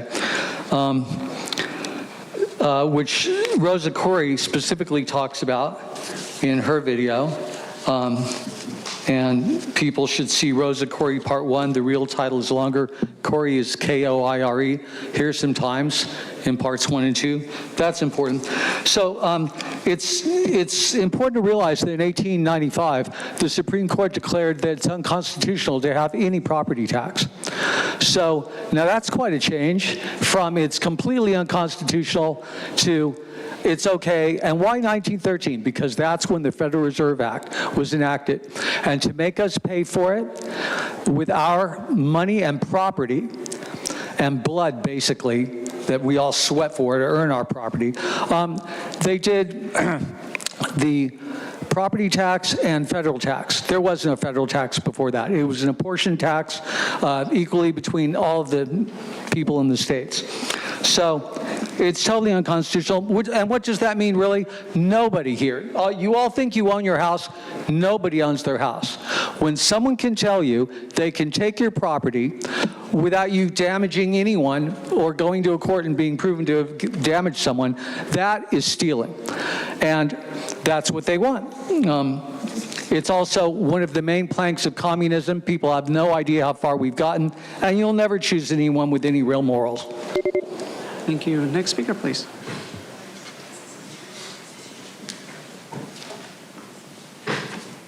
Tara, I just wanted to say I have a lazy eye. I was actually looking at you the whole time. Okay. Anywho, so Monica, what would Jesus do here? If you claim to be a believer, what did he do with the tax collectors? Did he flip the tables? Oh my gosh, that's what he would do here. Because you know what you guys use these taxes for? I'll give you one guess. Andrew? Child trafficking, right? That's right. You know it. You're lucky your daughter's with you. Because honestly, they would take her. And it's very sad to see what they do with children. That's why you should care more. Because you have a daughter. And it's just very sad. So, yes, and, you know, it's just interesting because also through probate court, right? It's like, it doesn't have to just be kids. It can be seniors or somebody getting rid of their home or trying to, and then you know what the courts do? They just wind up taking it because they want that money. And then that money goes into things like what Kimsey does. Too bad she's gone. She'll be back, though. It's interesting. She is, you know, a demon, so they always come back for more.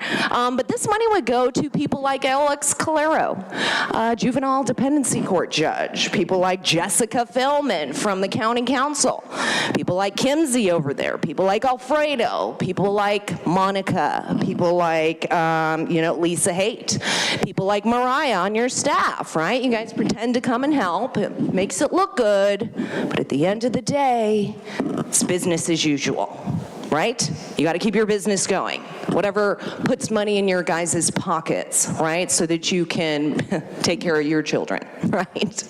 We traffic children so we can take care of our own. It's the only way to do it. Right, Ebony? How much longer are you going to be up here? Because I know those Jezebels want to get rid of you. It's going to be interesting to watch.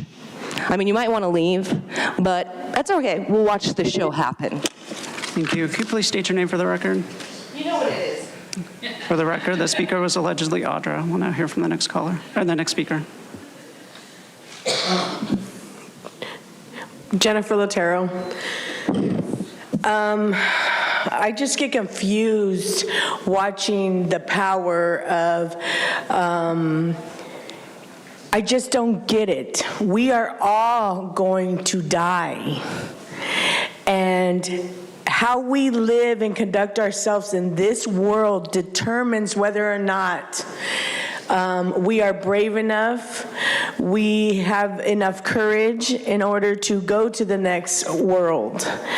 And I'm just so saddened by the fact that you all sit here and one, you don't care most of you, to look at a person, to acknowledge us, our pain and our suffering. To hurt a children is the most weakest thing that you can do. And the fact that we don't have more people out here screaming for it, but yet they can be out there screaming about Trump sending them back to where they came from when they should have came here legally. My father is a Colombian. My mother is a Mexican. They both came here. My dad used to wipe his ass with newspaper. He worked at 6 years old in the bean farms in Colombia. He came here the right way. Both my parents came here the right way. And that should matter. These people that are out there screaming about, oh, immigration, why aren't you screaming for the thousands upon thousands of children that came through that border and our government can't tell us shit where they are? It's weakness. You are weak. And the fact that you don't get up, grab your balls, and do what's right is cowardly. Have the courage to stand up and make a better. Thank you. We'll now hear from the individuals that requested to speak by phone. We will begin with our first caller.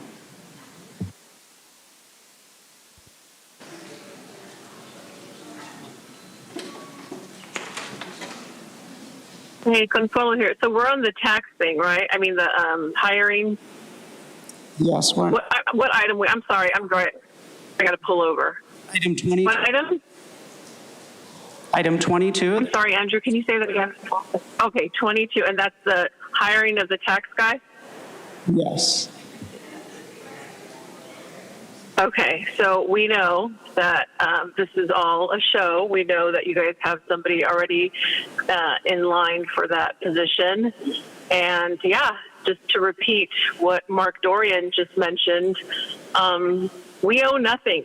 And isn't that funny how, we pay our taxes, and if we don't, we're, shit out of luck. And that's unfortunate. So, and also ditto to what Audra mentioned regarding what Yeshua would do. And that is the story of him flipping shit over. And that's, gosh, if more people knew how you guys operated, first of all, they wouldn't want to work for you. And second, they would hopefully be up in arms with their torches and pitchforks. But that's not the case for now. But people are waking up, and I'm hopeful. Anyway, see you in a bit. Thank you. Now hear from the next caller.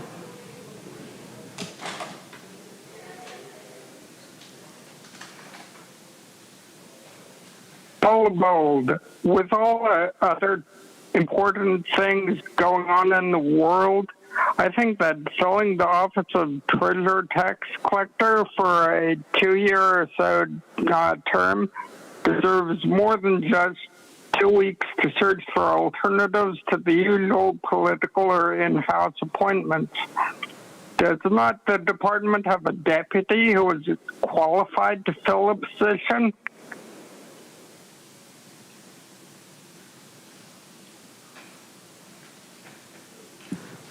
Paul, hello?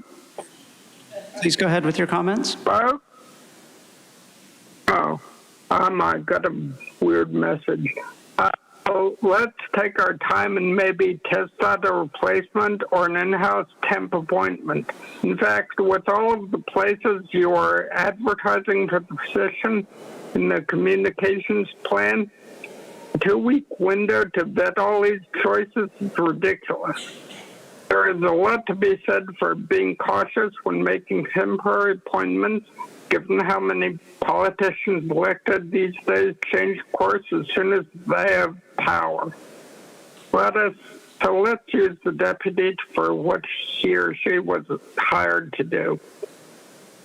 But my biggest hope is that you'll select a tax collector, who will have the guts to use the taxes for what they were meant for. Things like children's rights, proper use of open space, not funding willy-nilly the board's crazy proposals like effectively defunding the fire and police, and on and on. Thanks for listening.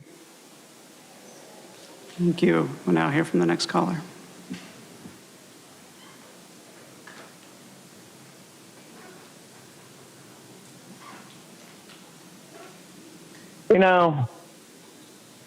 I'm glad you're going ahead and letting the public see what our choices were.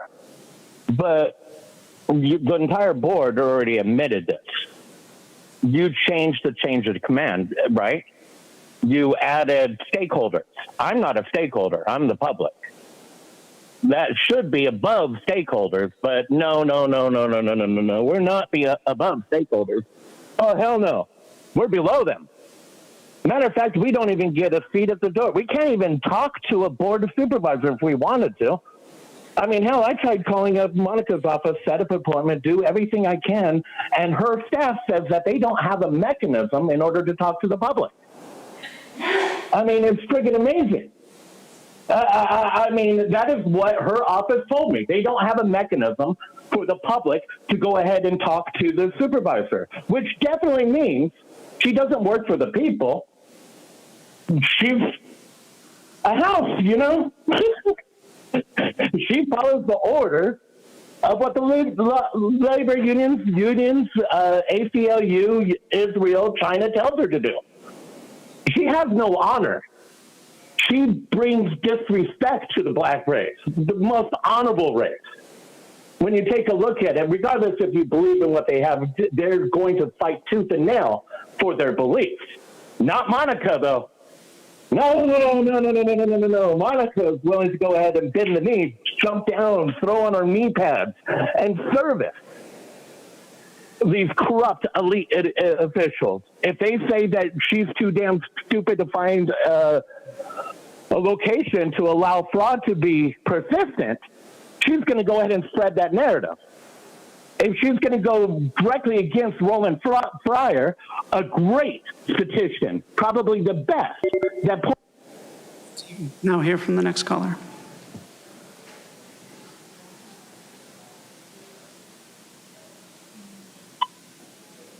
Hey, it's Truth. I understand Dan McAllister wanting to get the heck out of Dodge when looking at where this political field is headed, straight back to the corrupt Nathan Lorena status quo. But if Dan's job was treasurer/tax collector, why didn't he go after Paloma's 3 years of unpaid property taxes? This item says anyone can pay electronically. Why hasn't Paloma done that yet? Hasn't she received her first check by now? This item doesn't mention the property tax drop-off box right at the back entrance to this building. Can we make Paloma enter from the back so she at least has to see where she could easily pay up like everybody else? This item says Dan had a 99% collection rate. Does that mean privileged Paloma is part of the 1%? On the opposite side of things, saving tax dollars via an appointment usually makes sense. But when we have a board this corrupt, forget it. Even if someone qualified submits an application to fill the vacancy, you guys will just pick somebody who will allow criminals like Wilma to skip out on her bills owed. And if nothing else, we know 4 out of 5 supervisors here have a political union bias and have proven themselves incapable of an unconflicted decision that isn't the equivalent of another quid pro quo. So I think it may be wiser to take that at least $2,600 Paloma owes the county and put that toward an election instead. If we need to seize her condo in Imperial Beach to pay for the rest, maybe we should do that. Don't worry, she's privileged enough to own a second home in La Mesa. She'll be all right. So for informational purposes, I present the county tax collector description for Paloma. If you own property in the county of San Diego, this video might be important to you. As your assessor, we're here to help you understand your property tax assessment and, most importantly, property tax saving opportunities. We have a taxpayer advocate office specifically to help you with any issues that may arise. But please be aware there are statutory timelines and documentation you're going to need to discuss your property tax appeal. Remember, pay your taxes. Paloma, feed the machine, feed the system, keep it going. That's how you get a check that you should be paying back to the people that you owe. Thank you. Chair Lawson-Remer, that concludes public comment on this item. Okay, thank you very much. And just to clarify once again regarding my motion, it was a very simple motion, very small changes, just changing on number 3 on the recommendations, which it says set the application period to commence at 8 a.m. Wednesday, October 27th, and to close at 5 p.m. on Friday, September 5th. That just changes close at 12 p.m. on Monday, September 22nd. And the other change is wherever it says September 9th, for example, in recommendation 5, and then on September 9th, 2025, change that to say September 30th. I just wanted to clarify because there were questions regarding, when would there be a second follow-up meeting? When would there be second interviews? And your chart was illustrative, but not prescriptive, because the board letter as currently written does allow for discretion by the board regarding when a second follow-up meeting would be held for interviews, as well as when a swearing-in would occur. So I didn't want to imply that I was adding anything additional. Those dates remain TBD, as per already drafted. So just wanted to be super clear. That being said, any comments from any of my colleagues on this matter, this item? Okay, thank you very much. I'll just take a moment to say I think this is an incredibly important position for our county, for the health of our fiscal position throughout so many of the investments and the pooled investments that this position manages. Really is impactful in many, many ways, both in terms of sort of what investments we're invested in, what investments we're not invested in, how we engage and act as a shareholder in the companies in which we hold shares. Those are all issues that are really top of my mind. as well as, continuing to maximize returns and ensure stable long-term investment returns for all of our holdings. It's a huge responsibility. It impacts lots and lots of pooled funds, not just the county funds, for lots and lots of stakeholders from the school district to many, many others across our region. So hope that people apply. I think this is an incredibly important position, and I'm very much looking forward to us being able to evaluate and select someone who can bring real vision and leadership to this position. So thank you very much. With that, we have a motion and a second. Please vote. Chair Lawson-Remer, that motion passes unanimously with all supervisors being present and voting aye. Okay, thank you very much. We now move on to discussion on item number 23, reforming the county reserve policy to protect core services and vulnerable communities from federal disinvestment. Vice Chair Montgomery Stepp, would you like to make any introductory comments? Yeah. Thank you, Chair Lawson-Remer, for your partnership on this item, this board letter. And I think you're going to provide an overview at some point, but I'll just make a couple of comments and and discuss some of what I believe are some of the misleading statements out there. Really excited to bring this item back with regard to the county's reserve policy. The goal of the item is to ensure that the county is prepared for the federal and state cuts that we now know are happening. These federal cuts are now guaranteed. H.R. 1 was signed, and we already see the changes in federal funding for Medi-Cal, for housing, and for other services that we are mandated to provide. These cuts will be devastating to our most vulnerable populations in San Diego County, and they will come at a time when the economy is taking a turn for the worse. I know we've had plenty of conversations here. We were sort of in a hypothetical phase, but now we know it's real. It is happening, and we must act accordingly as a county. I just want to address some of the misleading statements that are circulating out there. These amendments bring our reserves policy in line with national standards under the Government Finance Officers Association. It will not just fully open the reserves without any guardrails for pet projects, and it will not bankrupt the county. As it states in the board letter and the proposed amended ordinance, these are guardrails to how these unlocked reserves could be used. We as a board would only be able to appropriate the unlocked reserves if at least one of the following criteria are met: a reduction in total federal or total state revenue allocations to the county from the prior fiscal year, mitigation of local impacts of a recession, funding for time-sensitive operational expenditures as recommended by the CAO through the budget process, funding for additional reserve minimum requirements as needed and as recommended by the CAO. And no more than 25% of the unlocked reserves may be appropriated in any single fiscal year. So it is incorrect to say unlocking the reserves would prevent the unincorporated areas from having basic services or hamper the ability to rebuild crumbling infrastructure. The reserves were never able to be used in these ways and cannot be used in these ways under this proposal. That is what the operational budget is for. And appropriating funds from the reserves will still require 4 votes, just as it did before.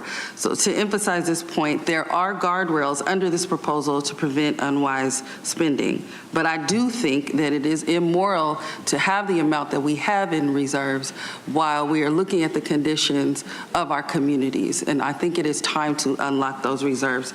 So with that, this is the responsible thing to do for the county and for the region. And that's why I partnered with the chair to bring this forward again.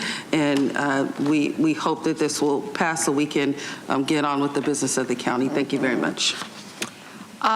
Thank you very much. Very honored to co-docket this with you. I will hold my comments till after we hear from the public. Please go ahead and call the public speakers. Thank you, Chair Lawson-Remer. We have 50 requests to speak on this item, 33 in person, and 17 requesting to speak by phone. Also note that we received 183 comments, 152 in support, 24 in opposition, and 1 neutral. For any individuals that requested to speak on item 23 by phone, please dial into the conference line using the instructions that were provided to you. We'll begin with the in-person speakers. As your name is called, please come forward and stand on the arrows until it is your turn to speak at the podium. Because there are 10 or more speakers on this item, you will have 1 minute to address the board. We'll ask you to please begin by stating your name for the audio record. I will be calling you in groups of 3, so I will ask you to please listen for your name. I'd like to invite forward the first 3 individuals, James Calloway, Adrian Cheaprace, and Kaylee Levitt. If I've called your name, please come forward.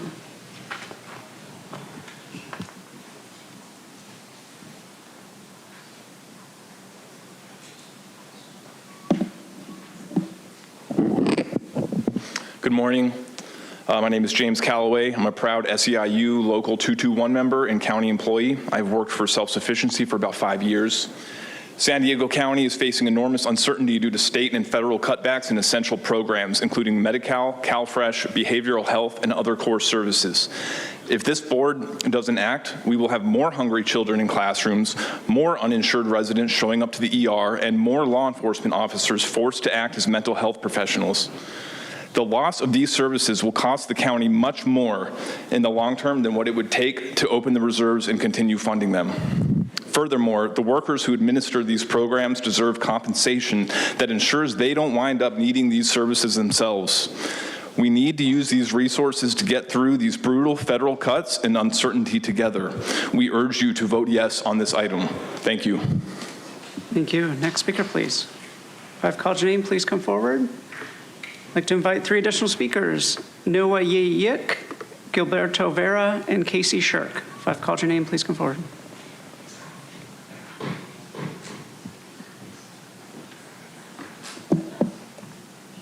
Good morning, Board of Supervisors. My name is Noah Yik. I am a researcher and policy advocate with the Center on Policy Initiatives and part of the Invest in San Diego Families Coalition, a coalition fighting for a San Diego County that truly serves its people. Back in June, I stood here asking you to act proactively in the face of federal disinvestment. Today, I want to commend Chair Lawson Reamer and Vice Chair Montgomery Stept for doing exactly that. The Trump administration is gutting programs and services that provide food, healthcare, and housing assistance, the most basic building blocks of survival. These cuts are attacks on youth, seniors, and working-class families who depend on them every day. Updating the reserves policy is a people-first decision that will help cushion the immediate harm. Without action, you're telling people you don't care if they have enough to eat, a place to live, or care when they get sick. The Trump administration's attacks on our safety nets will push thousands deeper into poverty, widen health disparities, and strip dignity from San Diegans. Supervisors, we urge you to vote yes on this letter. Show that San Diego County will lead with courage and care. Thank you. Thank you. Next speaker, please. Good morning, Board of Supervisors. My name is Gil Vera. I am the director of the Housing Justice Collaborative Legal Aid Society San Diego. As a result of budget deficits at all levels of government and the big, beautiful bill implementation, we are at risk of losing essential services that low-income households not only depend on but need to survive. This is the exact reason the Rainy Day Fund was established. The storm is approaching, and now is the day we need to tap into this much-needed funds to not only address short-term needs of San Diegans, but make investments to save the county more money in the long run. Reducing services will disproportionately impact communities of color, low-income communities, and elderly and disabled households on fixed incomes. Rent-burdened households are at greatest risk of falling into homelessness due to unexpected expenses, loss of government benefits, and decreases in income. In closing, I ask you to support the modernization of the county reserves policy to align with the Government Finance Officers Association national best practices, including the board still keeping control of all spending decisions and strict guardrails in place. Thank you. Thank you. As the next speaker is coming forward, I'd like to invite 3 additional speakers, allegedly Audra, Alicia Morrison, and Ben Senes. Good morning, my name is Casey Shirk. I am a proud SEIU Local 221 member and a county employee of 1.5 years. I am in my position and in this room because I love my community in District 1. San Diego County is facing enormous uncertainty due to federal cutbacks of essential programs like Medi-Cal, CalFresh, housing assistance, behavioral health, and other core services that we at the Health and Human Services Agency administer. So I support opening the reserves to minimize harm to our communities, fill the funding gap, and honor agreements in our contract. Retaining and recruiting experienced employees to administer vital safety net services is critical for the most vulnerable San Diegans, including kids, seniors, and our disabled community. Let's use these resources to get through these federal cuts. We urge you to vote yes on this item. Thank you. Next speaker, please. Good morning. This item has some inaccurate information. Can you please state your name? Alicia Morrison. Thank you. It indicates that our policy was last updated in 2017, but Article 7, Section 113.1 was amended by Ordinance Number 10635, which was effective December 19th, 2019. This was passed and approved and adopted and signed by then Chair Diane Jacobs. This item needs to have a plan per Section 113.3 is a restoration of general funds reserve minimum balance. Is there a plan to restore any use of the reserves? GFOA guidelines seek to replenish fund balances within 1 to 3 years of use. What is the plan? I hope it is not raising taxes. Reminder that voters just rejected the half-cent sales tax increase on Measure G. Thank you. Thank you. As next speaker is coming forward, I'd like to invite 3 additional speakers: Brian Lafferty, Serena Pelka, and Psyche Calderon Vargas.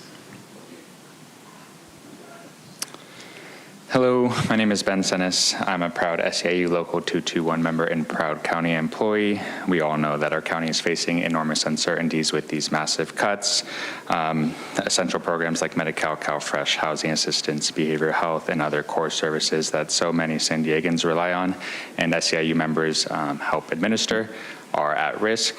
And we strongly support you to vote yes on the proposal to unlock a portion of the county's reserves to address these funding gaps and lessen the harms to our workers and our communities. It is time to change the county reserve policy. San Diegans cannot afford these cuts, but we, rather you, can afford to act and can change our reserve fund policy to protect our county. Thank you. Thank you. Next speaker. Good morning. My name is Brian Lafferty. I'm a County of San Diego employee, proud SCA Local 221 member. Some of the things I've been hearing I've read people online saying, well, I guess the county needs to learn has to work within their means. Well, here's the thing. The reason why you all are having this conversation, the reason why we are talking about the reserves here is because Congress passed a bill that transferred an obscene amount of money to the wealthiest and people who absolutely do not need it. People who've never had to worry about having health insurance, going bankrupt, after going to the hospital. People have never had to miss a meal before. So I just wanted to make it very clear why we are having this conversation and why this item is on the agenda. Please pass this. Thank you. As the next speaker is coming forward, I'd like to invite 3 additional speakers. Serena Pelka, Heather Baston, Oliver Twist, and Jimmy Figueroa. Thank you. Good morning. This is Serena Pelka from Climate Action Campaign, here to express our strong support for unlocking a portion of the county reserves. Thank you so much to Chair Lawson-Remer and Vice Chair Montgomery Stepp for bringing this important item forward. At Climate Action Campaign, we continue to fight for an affordable, pollution-free future where everyone can thrive. But due to these unprecedented state and federal disinvestments in essential programs, this collective future and the well-being of our communities is at risk without vital county services. The county needs to unlock a portion of its reserves to stabilize critical services and ensure programming that keeps families fed, housed, and healthy remain fully intact. These reserves are a vital tool to cushion the community from harm and bridge urgent funding gaps to ensure that our most vulnerable neighbors continue to receive critical support and services. Public dollars are to serve the public good, and at this time when our communities need safeguards on essential programming, the county cannot hoard its wealth. Please move the item forward and support it. Thank you. Thank you. Next speaker, please. I've called your name. Please come forward in any order.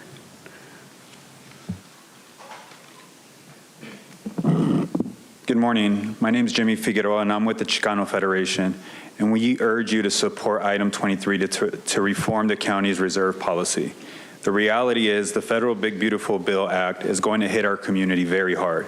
Families will lose housing vouchers, Medi-Cal, and SNAP benefits. We'll see more people pushed into homelessness, more pressure on our hospitals, and food banks that are already stretched. The county's reserves were built for moments like this, and that day is here. We're asking you to put those dollars to work, backfill the federal cuts, invest in affordable housing and childcare, support food banks, and give county staff the resources they need to help families navigate all of this. San Diego is counting on your leadership. Thank you. Thank you. As the next speaker is coming forward, I'd like to invite 3 additional speakers: Mark, Melissa Peterman, and Alondra Alvarado. Hello, my name is Heather Baston. I am a proud SEIU Local 221 member and county employee. I have worked in adult case management for 10 months, and during this time, it has been increasingly clear just how vital these mental health services are for our community. During this economic uncertainty, our most disadvantaged will be impacted the most, and my department is seeing this begin already. It's no secret that these inevitable federal cuts to social services such as healthcare will result in an increase in an already tragic mental health and substance abuse crisis. As an employee in behavioral health, my colleagues and I are there to help people navigate these uncertain times on top of the mental illnesses they are already struggling with. It has never been more important than it is now to recruit and retain experienced employees to support our most vulnerable. This is nearly impossible when many of the county's vital providers are falling into the same vulnerability ourselves. We urge a yes vote on this item. Thank you. Thank you. Hi, good morning. Oliver Twist, aka Mary Davis here, government watchdog and your accountability partner. And I'm here to oppose this. I would like you to be far more careful in your spending. And also for the government financing report, it says public finance is subject to a great deal of uncertainty, such as future recessions, changes in interest rates, forecast inaccuracy, and much more. Uncertainty is a source of risk. They go on to talk about modeling and forecasting as a gold standard. I would counter that. Forecasting is repeatedly, we see it at Sandag and for the city of San Diego, has been wrong. So do not rely on forecasting. I am asking you to please be prudent. You have spent far too much of our money, county money, subsidizing the city of San Diego and other things such as immigration defense. That is not your lane. Use your money for the things it's supposed to be. Do not raid the reserves and quit subsidizing the city of San Diego. Thank you. Thank you. Next speaker, please. Good morning, Chair Lassen-Remer and members of the Board of Supervisors. My name is Alondra Alvarado. I'm the President and CEO of San Diego Hunger Coalition. Today, 1 in 4 San Diegans is experiencing hunger, a rate we haven't seen since the pandemic. Families are struggling not because of personal choices, but because of federal disinvestment. SNAP alone supports 400,000 San Diegans, yet proposed federal changes could cut 67,000 residents from the program, stripping $264 million annually from a local economy and leaving a meal gap far beyond what nonprofits can fill. That is why I urge you to move forward with reforming the county's reserve policy. Unlocking a portion of the $300 million will help cushion families from preventable harm and protect the services that keep our community safe, healthy, and fed. Food is a right, and this policy is a vital step towards making that real for San Diego. Thank you. Thank you. Next speaker, please. Good morning, Chair and members of the board. My name is Melissa Peterman. I am the Executive Director of Townspeople and also a member of the Basic Needs Coalition. Today's vote is about how we respond as a region when San Diegans' lives and livelihoods are at risk. There are already signs of strain within our community through housing instability, limited behavioral health, food access, and frontline staff are already stretched thin.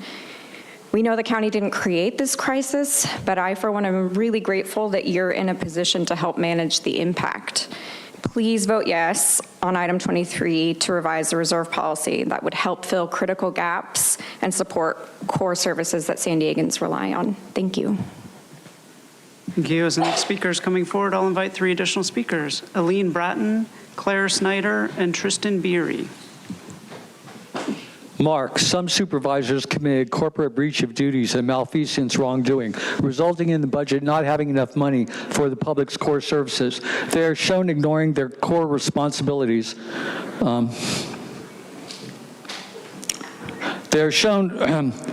Ignoring their core responsibilities in the 10/22/2024 Supervisors PM session on item 30 at 2 hours, 44 minutes, 30 seconds. The Jim Desmond motion to approve. Your time. Please pause time. Why is this guy even yelling and screaming? I don't even say. Please pause time. Okay. Consuelo, this is your first warning. What did you stop me for? This is your first warning. Okay, if you keep going, it will be your second warning. Consuelo. What, did I do something wrong? Your time is, you've not done anything wrong. Your time is paused. Okay. Everybody. Okay, now it's your first warning. Okay, it's your first warning. You always stand up. These purple shirts have gone berserk. You can either leave the chamber or sit down. Claudia's gone, you're next. Yeah. Amen. The deputies want it too. Yeah, they do. Okay, thank you. So, Can you start my time again? It's Yes. only 1 minute. Yes. Could you start again? Yes. Like, I mean completely from the start? Yeah, we can Thank start you. your time again. Thank you. Wait, pause before we start your time again. Can we all please be respectful to each other? Okay, if you see someone speaking and disrupting the proceedings, rather than shushing them, you can come give a note to the clerk and they can let me know, okay? Okay. Thank you. Please do not talk or disrupt the proceedings. You can go ahead, you can have your time again. Some supervisors committed corporate breach of duties and malfeasance wrongdoing, resulting in the budget not having enough money for the public's core services. They are shown ignoring their core responsibilities in the 10/22/2024 Supervisors PM session on item 30 at 2 hours, 44 minutes, 30 seconds. The Jim Desmond motion to approve. Your UN policies have resulted in low-income housing and homeless shelters, which are so corrupt, housing only 10% of applicants, while some contractors and consultants get rich. So this scam UN model should be abolished anyway. You have clearly neglected your duty to meet county citizens' needs. You've gone against federal immigration laws by funding illegal immigrants, which is a crime, some of whom are violent criminals and rapists, which has resulted in overwhelming California Medi-Cal programs and our federal funds being cut. And instead of doing everything you can to comply, you have doubled down to ensure no funding. Now thousands of retired taxpayers who have worked hard their entire lives will lose their homes when they cannot pay the... Thank you. Your time is up. Thank you. Next speaker, please. Hello, good morning. My name is Elen Bratton. I'm a behavioral health program manager, and I've worked for the county for 26 and a half years. And this is not something that's going to happen. This is something that's already happening. At least 2 of our clients have already gotten notices from Social Security that their Social Security is being cut off. People with paranoid schizophrenia who have been on this funding for many, many years. So I'm just imploring you to open the reserves to help our clients. Our clients are so vulnerable, and the federal government's disinvestment should not be our disinvestment. We should focus on our clients and our community members, make sure they have not only good mental health services, substance abuse services, but homes, medical insurance. It's just already happening, and I just really implore you to think about all those people that are in our programs and all the programs that are serving our county that would go under without the Medi-Cal. Thank you. Thank you. I'd like to invite forward 3 additional speakers, Josh Bohannon, Jennifer Lotero, and Stephen Russell.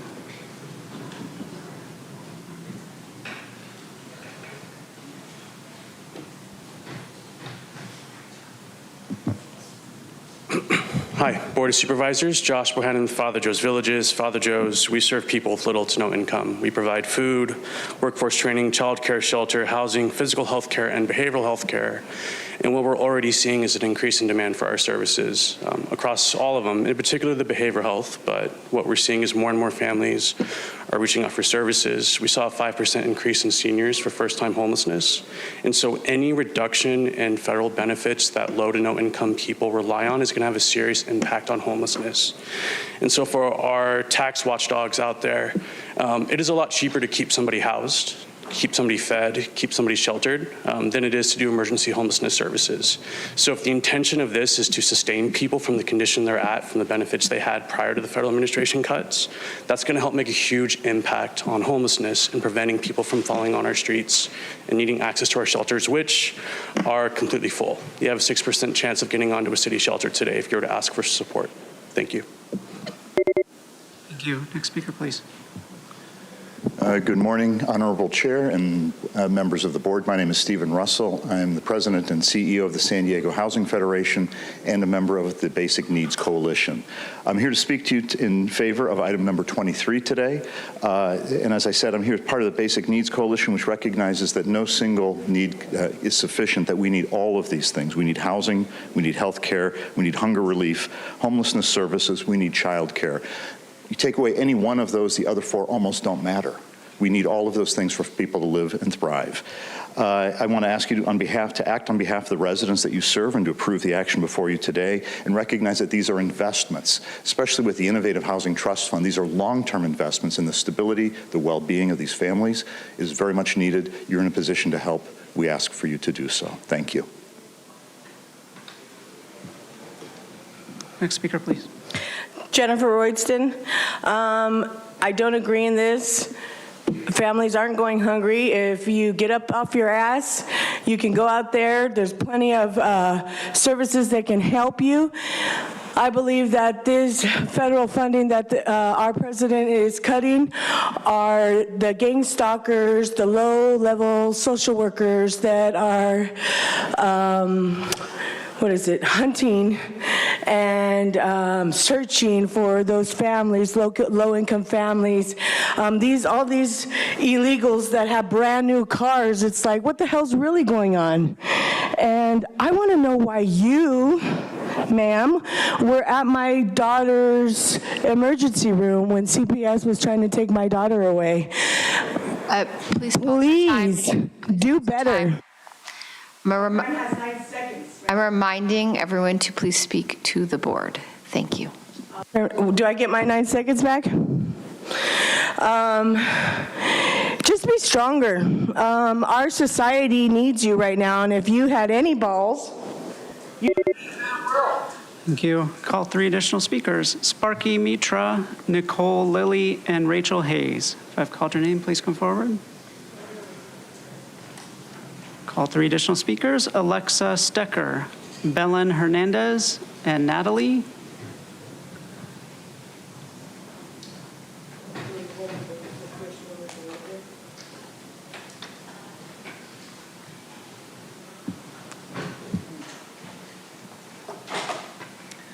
Hello, board. My name is Alexa Stecker. I'm an investigative specialist with the DA. I have been with the county about 5.5 years, and I am a proud SEIU 221 member. I'm in full support of the reserves going through, but I do also want to thank you for item 16 and passing it through. This compensation ordinance addresses years of fight to survive in San Diego, living paycheck to paycheck, but also doing a job I'm passionate about and I love doing. So again, thank you for taking the time to address these issues, and I can't wait to work with you in further continuing to rectify this matter. Next speaker, please. Okay, hi, my name is Belen Hernandez, policy advocate with Mid-City CAN based out of City Heights, speaking in support of updating the county reserves policy. Mid-City CAN's mission is to create a safe, healthy, and productive community. Thus, we support unlocking a portion of the reserves for the protection of safety net programs for San Diego families. Please open up this resource to meet the immediate needs of the families that we serve and many others across the county that really need access to healthcare, to food, and all housing, and the county has a critical role in helping meet those needs. Thank you. Thank you. Next speaker, please. If I've called your name, please come forward. Is it in order? Oh, sorry. You can come forward in any order. Thank you. My name is Nicole Lilly. I am a resident of District 1, and I'm here today in favor of item 23. We really need to support our community right now. The reserves are meant to support the community when it needs it, and homelessness is at a rising rate, and we're seeing even more criminalization, institutionalization, and dehumanization of our neighbors. And we really need these reserves to be open to continue having supportive services that are absolutely necessary to ensure human rights for our community. And I really encourage you all to look out for the future of San Diego, for San Diego's current residents, and to meet this moment and open the reserves and pass this item. Thank you so much. Thank you. Next speaker, please. Hi, members of the board. I'm Sparky Mitra, a resident of District 1, tenant and biotech professional. I want to speak in strong support of reforming the county's reserve policy to protect our community from impending federal cuts. You've been put here to help the county in its time of greatest need, and that time is now. Let's forestall the housing, medical, and economic catastrophe that the current federal administration's policies have only helped make certain if left unchecked. Please use our reserves to protect our community's basic needs by counteracting SNAP cuts, replenishing the Housing Innovation Fund, and backfilling federal funding gaps. And vote yes on item 23 to keep San Diegans fed, healthy, and housed. Thank you. Thank you. Next speaker. Hi, Natalie Rashke, Lived Experience Advisors. I just got a letter from the Housing Commission. My EHV will end by this time next year. I didn't create COVID. I didn't lose my income because of choices I made. But regardless, why am I standing here feeling like I'm begging for something that I shouldn't be? Why do we even have to discuss opening up these reserves? I have 4 children. I told that voucher would last longer, and now they're cutting it off. So where does that leave my children and I? Up here begging for stuff, resources that I shouldn't be. It's real. What is happening? Thank you. So next speaker is coming forward. I'd like to invite the final speaker, Julie Porter. Rachel Hayes, Lived Experience Advisors. I'm in favor of this because I will be affected drastically. I fought for SSI, been denied multiple times. My attorney will not get back to me. I am not supposed to work. I never was since I was born. And I work at a food bank, and we are strained to the max already. And I'm one of the, I'm 58, and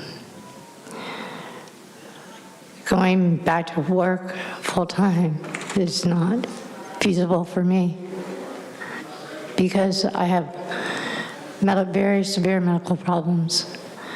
It's internal disabilities. Thank you. Thank you. As the next speaker is coming forward, I'll recall the individuals I previously called.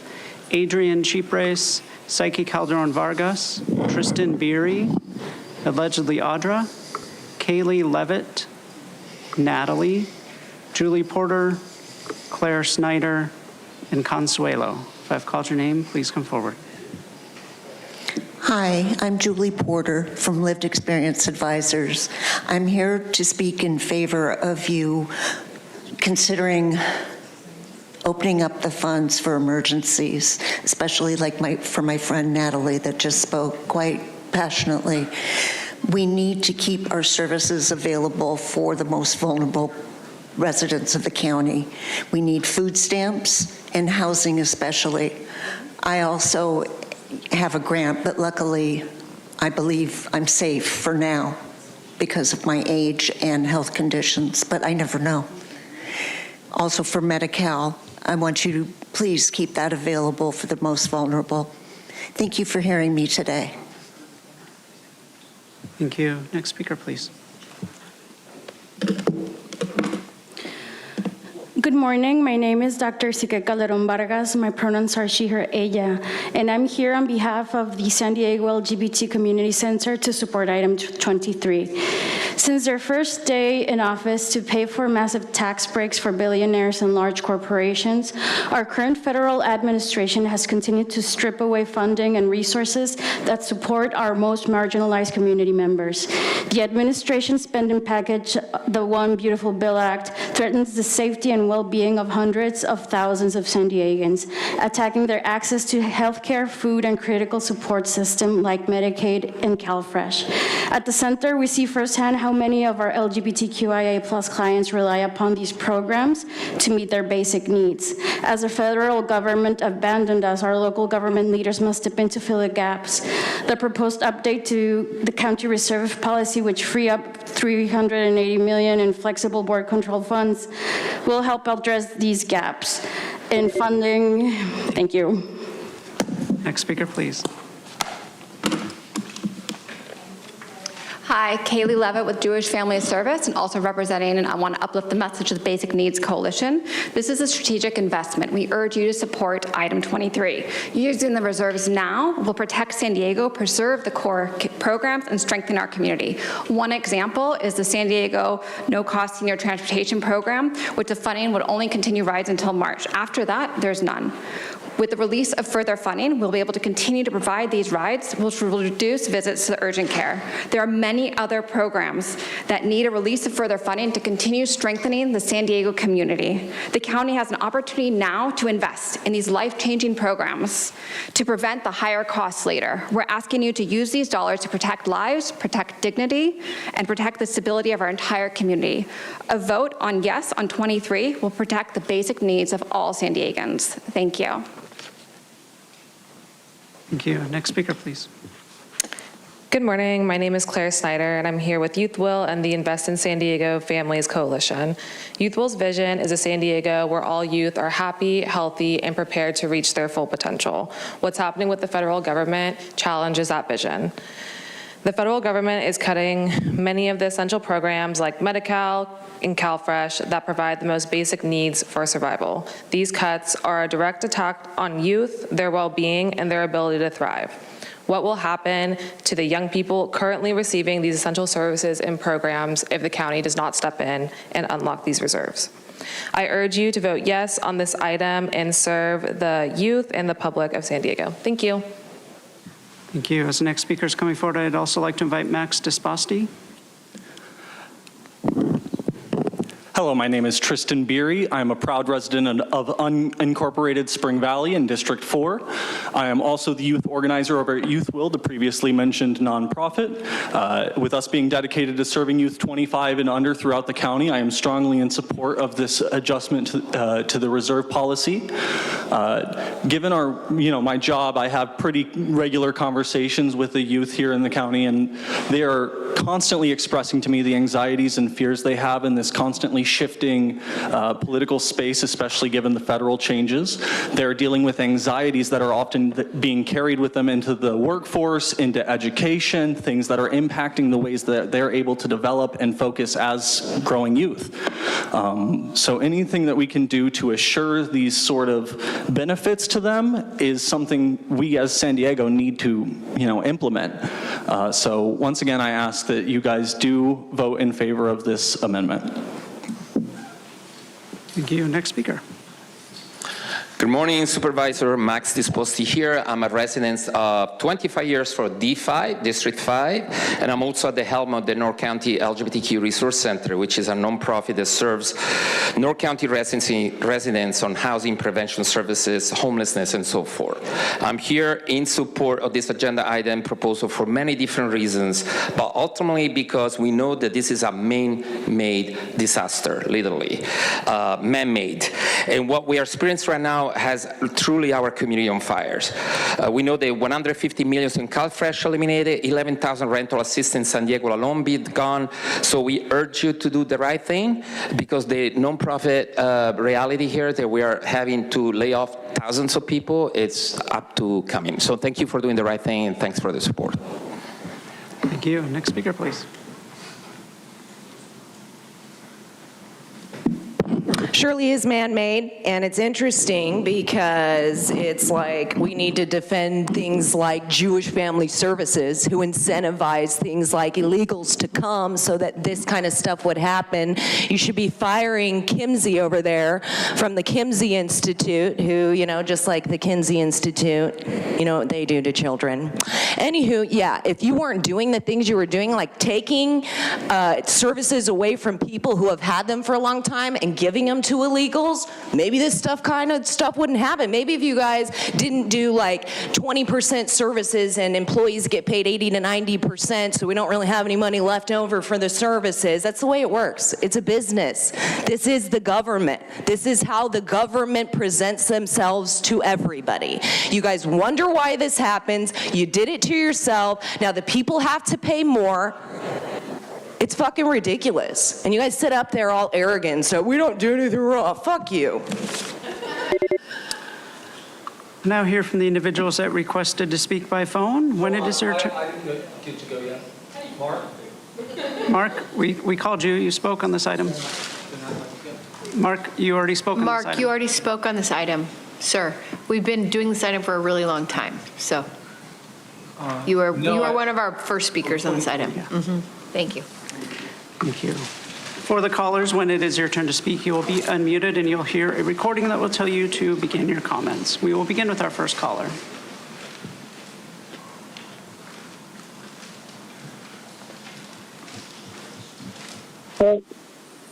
Paul Bold.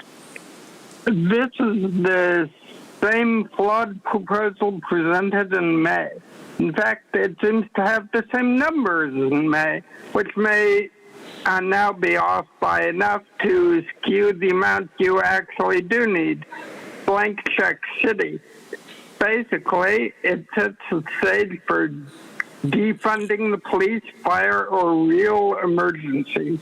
If you really want this sort of system, look at the cities who've listened to the GFOA, most of which have problems with basic services like police and fire. A better alternative to reassigning funds from vital public safety accounts is to reassign amounts from multiple sources, but like the Sheriff's Department seems to have no problem for doing on a consent item 2 today. They just used 3 pots of money. Thank you. And Consuelo, if you'd like to speak, please come forward. Yes.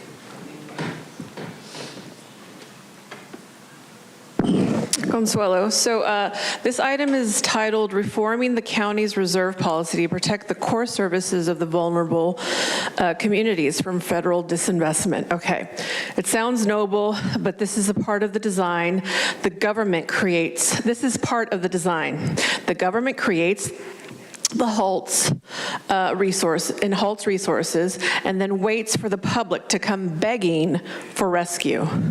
And then you do all they do, they just tighten their control. When they give you what it is you're asking for, that's all it's about, more control. They've done this for decades, and the masses obviously still don't get it. This is not about protecting people. It's about keeping the illusion alive that government is the hero. It's not. It's about keeping the two sides, left and right, locked in endless fighting while the system itself continues unchecked. We don't need more illusions. We don't need more manufactured scarcity. We need... Thank you. Your time is up. Thank you. Now hear from the next caller.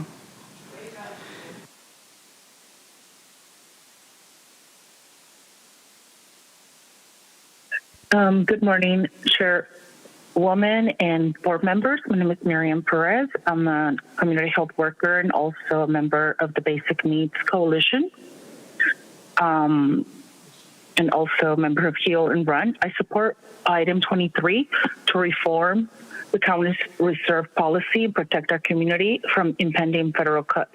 The proposed federal Big Beautiful Bill Act will slash critical funds for housing, for healthcare, and food assistance. We must help. This will affect thousands of families and individuals San Diegans that will lose their housing, vouchers, medical, and SNAP benefits. The county's massive reserve funds needs to be used exactly for what is meant, a rainy day, causing an intentionally more San Diegans into homelessness. I strongly urge you to allocate funds to replace cuts to health programs to prevent humanitarian crisis, invest in affordable housing, and at least... Thank you. And now hear from the next caller.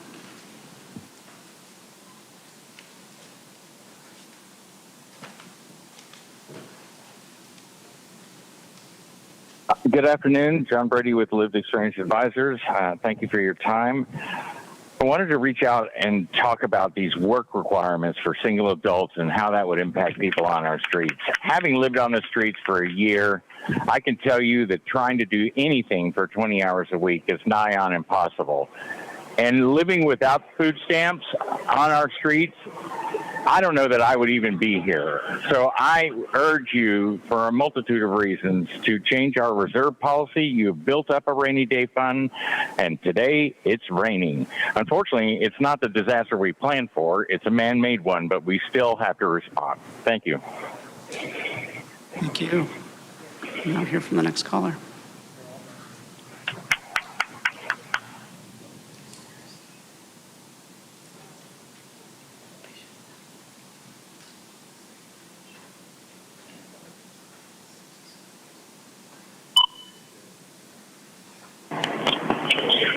Good afternoon, Chair and Supervisors.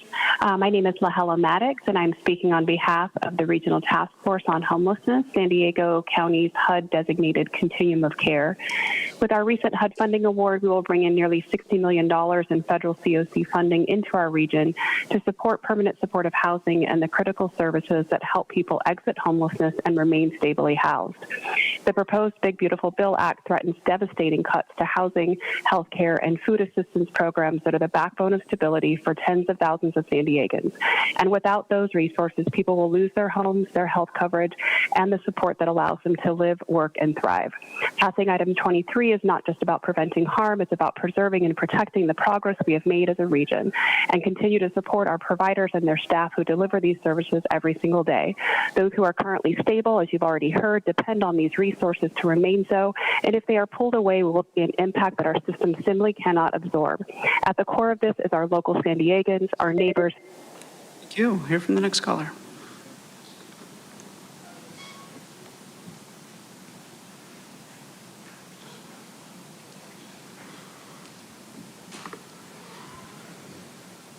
Hello, my name is Gloria. Good morning, Board of Supervisors. I ask you to please veto the City of San Diego from cutting the county's reserve funds. Education is needed. The city needs to learn how to build and maintain their reserves. We have helped the city with emergencies before, but now they want millions of dollars for bonuses. No, our reserve is set aside for our unexpected disasters and maintaining our roads, fire stations, and sheriff's substations. Real needs. The county reserve is not for bonuses. It's for our essential services that ensure our well-being, our safety, our emergency services. Thank you for your vote no on item 23. Yeah. Thank you. Hear from the next caller.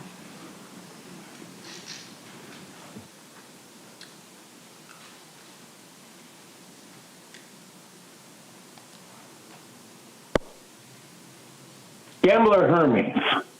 I support this measure because Jim Desmond did not want to be honest with the people when he told them to call in.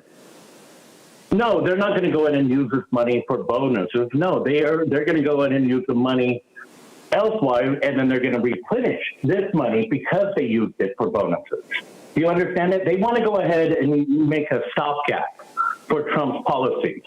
That way, after Trump is gone and there is no popular candidate that can go ahead and beat him, we can go ahead and go back to the way things were during the Biden era. I mean, we all love that, the government giving foreigners all our resources, because anyone looking at the big, beautiful bill could realize it requires the county to go ahead and help the people try to get off their feet, give them a little tiny window to go ahead and do that, especially if you're able to work.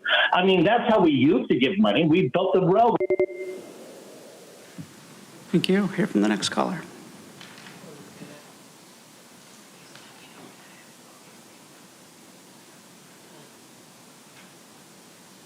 Truth is the epitome of PDS terrorist political theater and hypocrisy. On October 22nd, Tara and Monica voted against prioritizing the county's basic services. That was a man-made county disinvestment.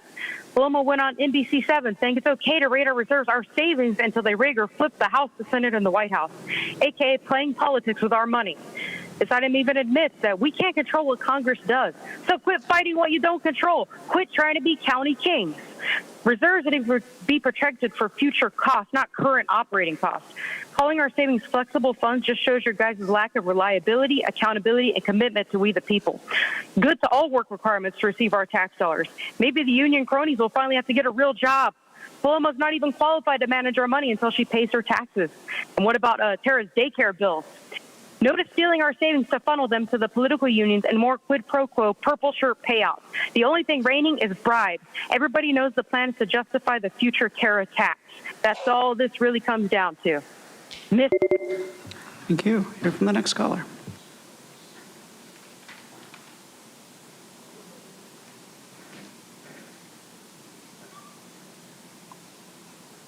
Patricia Mondragon, Alliance San Diego Regional Policy Manager.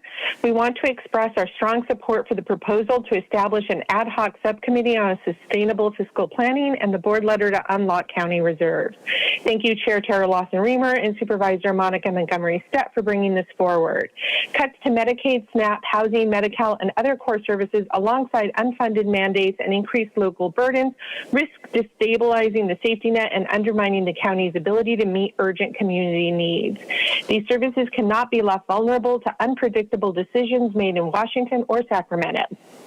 The federal government's disinvestment in our most vulnerable communities is already harmful, but when combined with the state changes to Medi-Cal, the consequences become devastating. Without adequate support, many will be forced into life or death decisions simply because they do not have the help they need. We urge the board to move forward on both proposals. The decisions made today will shape the well-being of San Diego's communities for years to come. Thank you. Thank you. Hear from the next caller.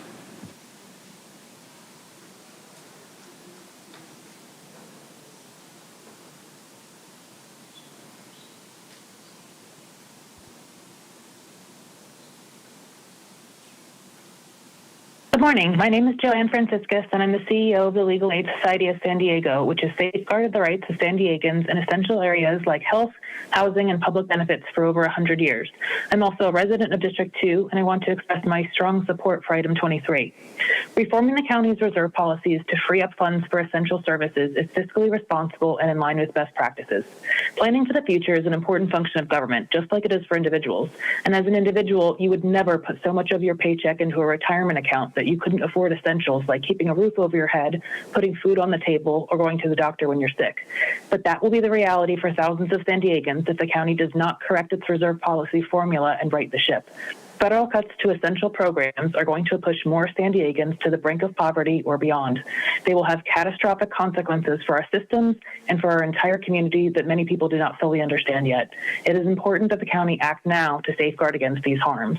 I urge the board to vote yes on 23. Thank you. We'll hear from the next caller.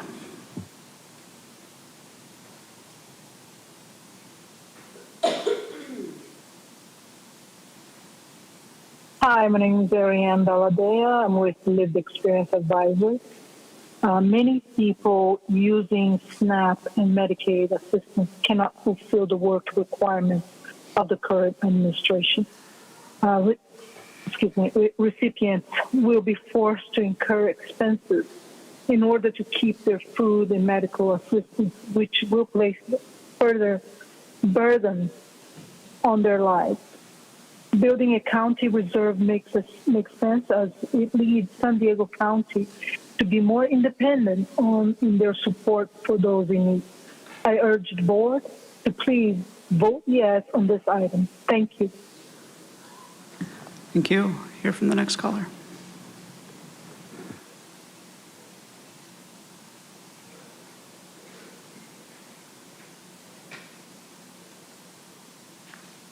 Yes, good afternoon, Honorable Chair and Board of Supervisors. My name is Annette Cabanis, and I'm a member of the Basic Needs Coalition and an advocate for HEAL. I am also currently homeless and a client of these programs that are at risk. As a mother who has a child who has just started pursuing her higher education this week, I cannot imagine being faced in already a vulnerable situation with these basic needs being cut and taken and not available to those who need them. So I'm in favor of 23 and urging you to please vote yes on this. Thank you very much for your time. Thank you. We'll hear from the final caller.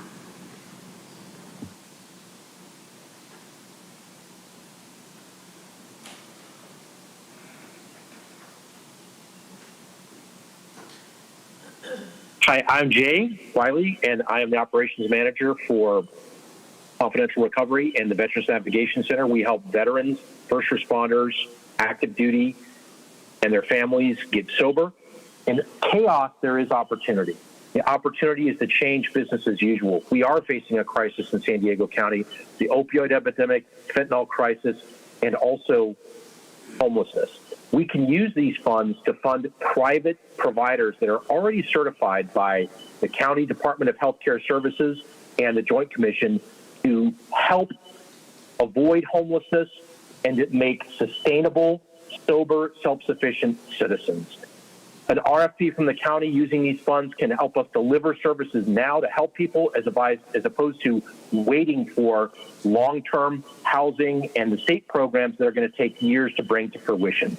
We can use these funds now. Local problems need local solutions. There's always trade-offs and risks. Thank you. And Chair Lawson-Remer, that concludes public comment on this item. Thank you so much. Before turning to board discussion on this item, I want to pause. I was waiting for legal guidance on a matter that occurred earlier this morning. There was an incredibly offensive racist remark made by one of the speakers directed at my colleague, Vice Chair Montgomery Stepp. I was hopeful that we would be able to bar that individual from participating in this meeting in an ongoing way. I've been informed by County Council we cannot do so, but what I can do is read our statement and our policy regarding harassment into the record and give my colleagues an opportunity to also express their views regarding the views that have been expressed in front of the board. And then I will do that. And I'd also like to give David Smith an opportunity to share the policy with the board. So I just want to say for myself, I am personally appalled, offended. I was hopeful we would be able to bar this person from ongoing participation in this meeting. I want to remind everyone that the county has a policy against discrimination and harassment. The county is committed to a work environment free from unlawful discrimination and harassment, including sexual, racial, religious, age disability, or any other form of discrimination and harassment. My view is that those kinds of remarks are completely unwelcome here. They're disruptive, they're offensive, and they're morally wrong. And if I could, I would bar that individual from speaking again in this meeting. Unfortunately, I think we are not permitted to do so. But I did want to take a moment to pause and express my grave concern. And I also want to take a moment to apologize to my colleague, Vice Chair Montgomery Stepp, for not having the guidance I needed earlier to know exactly what I could do in this circumstance. I know we're able to prohibit those remarks when addressed to staff. Apparently, we are not allowed to prohibit those remarks when addressed to us as board members. So I am very sorry that I did not have the guidance I needed to intervene appropriately at the time. So with that, if any of my colleagues have anything they'd like to say. I'd like to. Please, Supervisor Aguirre. Look, I'll just say that it's incredibly shameful. This person should be ashamed of themselves. This is a space where we can share our First Amendment rights that are our right constitutionally. We can have differences of opinions, but I just... You're obviously using yours. Who is just yelling? Okay, that's your second warning. Please exit the meeting. Thank you. Sheriff, Sheriff, I'm noting this individual has been barred from the meeting for the remainder of the meeting. Thank you. Okay, go ahead, Supervisor Aguirre. Yeah, so I was saying we can have differing views, we can have differing opinions. That's what this chamber is for, so that the people have a voice and we can make the decisions on behalf of the people. But racist remarks are absolutely unacceptable and shameful, and shame on this person for making them. Thank you. Thank you. County Counsel David Smith, do you have anything that you could add to clarify? Yes. The comments made were both discriminatory and potentially harassing. The county is committed to a work environment free from unlawful discrimination and harassment, including sexual, racial, religious, age, disability, or any other form of discrimination or harassment. The comments are in violation of the county policy and will not be condoned, and the language is unwanted, unwelcome, and inappropriate, and interferes with the ability of those present to listen and understand. I'd like to note that any county employee who is offended or otherwise does not wish to attend due to the remarks is excused from attendance. Thank you. Okay. Supervisor Anderson. I fully support the First Amendment, and sometimes that means people have a right to say things that are really controversial and horrible. But I want my colleague to know that I'm fully supportive of her, and I'm sorry that you have to endure that, but that's the price of democracy and freedom. And while it hasn't been as pointed at me, we've all bared some burden of people who don't like us for personal reasons, who say very personal and negative things. At the end of the day, though, we won't have liberty if we start limiting the First Amendment. And I always know the First Amendment's working when I find it absolutely egregious at what I hear, because I'm totally offended by it, but then I know it's free and that it's not moderated in a way that limits our Constitution. But that doesn't justify saying outrageous things. And with that, Monica, I think you're a wonderful person.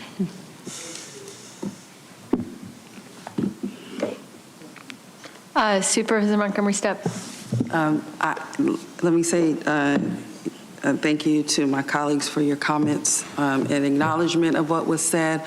I think this word and the two combined words used have a very deep and traumatic meaning in history.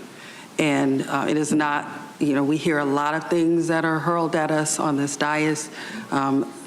That word in particular has a lot of history because it goes way back to when Africans first hit the United States of America and were called that because it was tantamount to not being a human being. And so a lot of what we're dealing with today A lot of the things within our system are really hinged off the mentality that is attached to that word. And so that is, for me, the significance and importance of it. And we do have free speech, of course, why people can call and say idiotic, stupid, insensitive, very ignorant things like that. People can do that, but there is also a responsibility that I think we have to share the history of that word and why, at such a time as this in 2025, it is being used. It is being used because there is a shift in power. That is why a lot of these insults are being hurled at us right now. And I'm thankful for the people that do know that I am here doing my best. There's not a perfect person in this world, but doing my very best to represent people that have been unrepresented. And I will continue to, and that word or anything else will not stop me from doing what I have been called to do in this seat. So you can call here with it again, and I will continue to do what I do for the people. I have no problem with that, and I have no problem with the First Amendment. But there is a responsibility attached to that. And what people are trying to do is yell, there's fire in the theater. That's what they're trying to do. They're trying to threaten and they're trying to thwart our purpose here, which is to serve the County of San Diego. It is unacceptable, but we have to balance that with the constitutional rights that we have. I'm dedicated to both of those things. And I will continue to be whether I sit here or not. But just know it's not going to stop what I have to do. Thank you.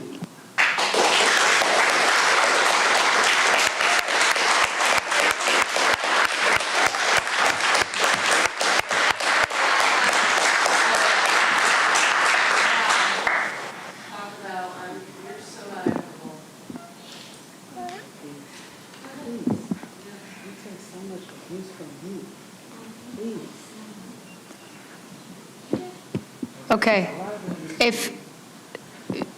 Can we please move on to our topic? You don't allow clapping sometimes, and at other times you kick people out for it, so be equitable. This was not an item, so there's no clapping on an item. This was a disruption. Audra, I do not want to have to kick you out of this meeting, please. Thank you. Thank you to all of our speakers who came to participate today. I just want to build on the remarks of my co-docketeer and colleague on item number 23. I think we have to zoom back and sort of look holistically at what's happening in our country and where this puts us here in the county.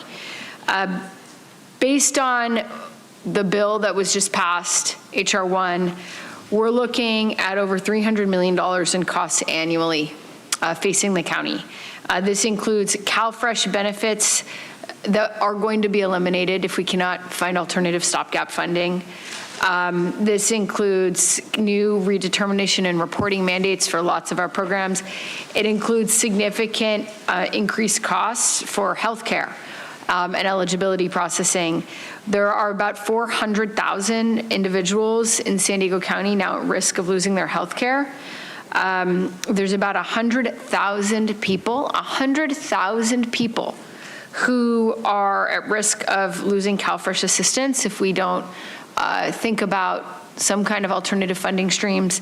And these are people who are already struggling with almost nothing, $7 a day to eat.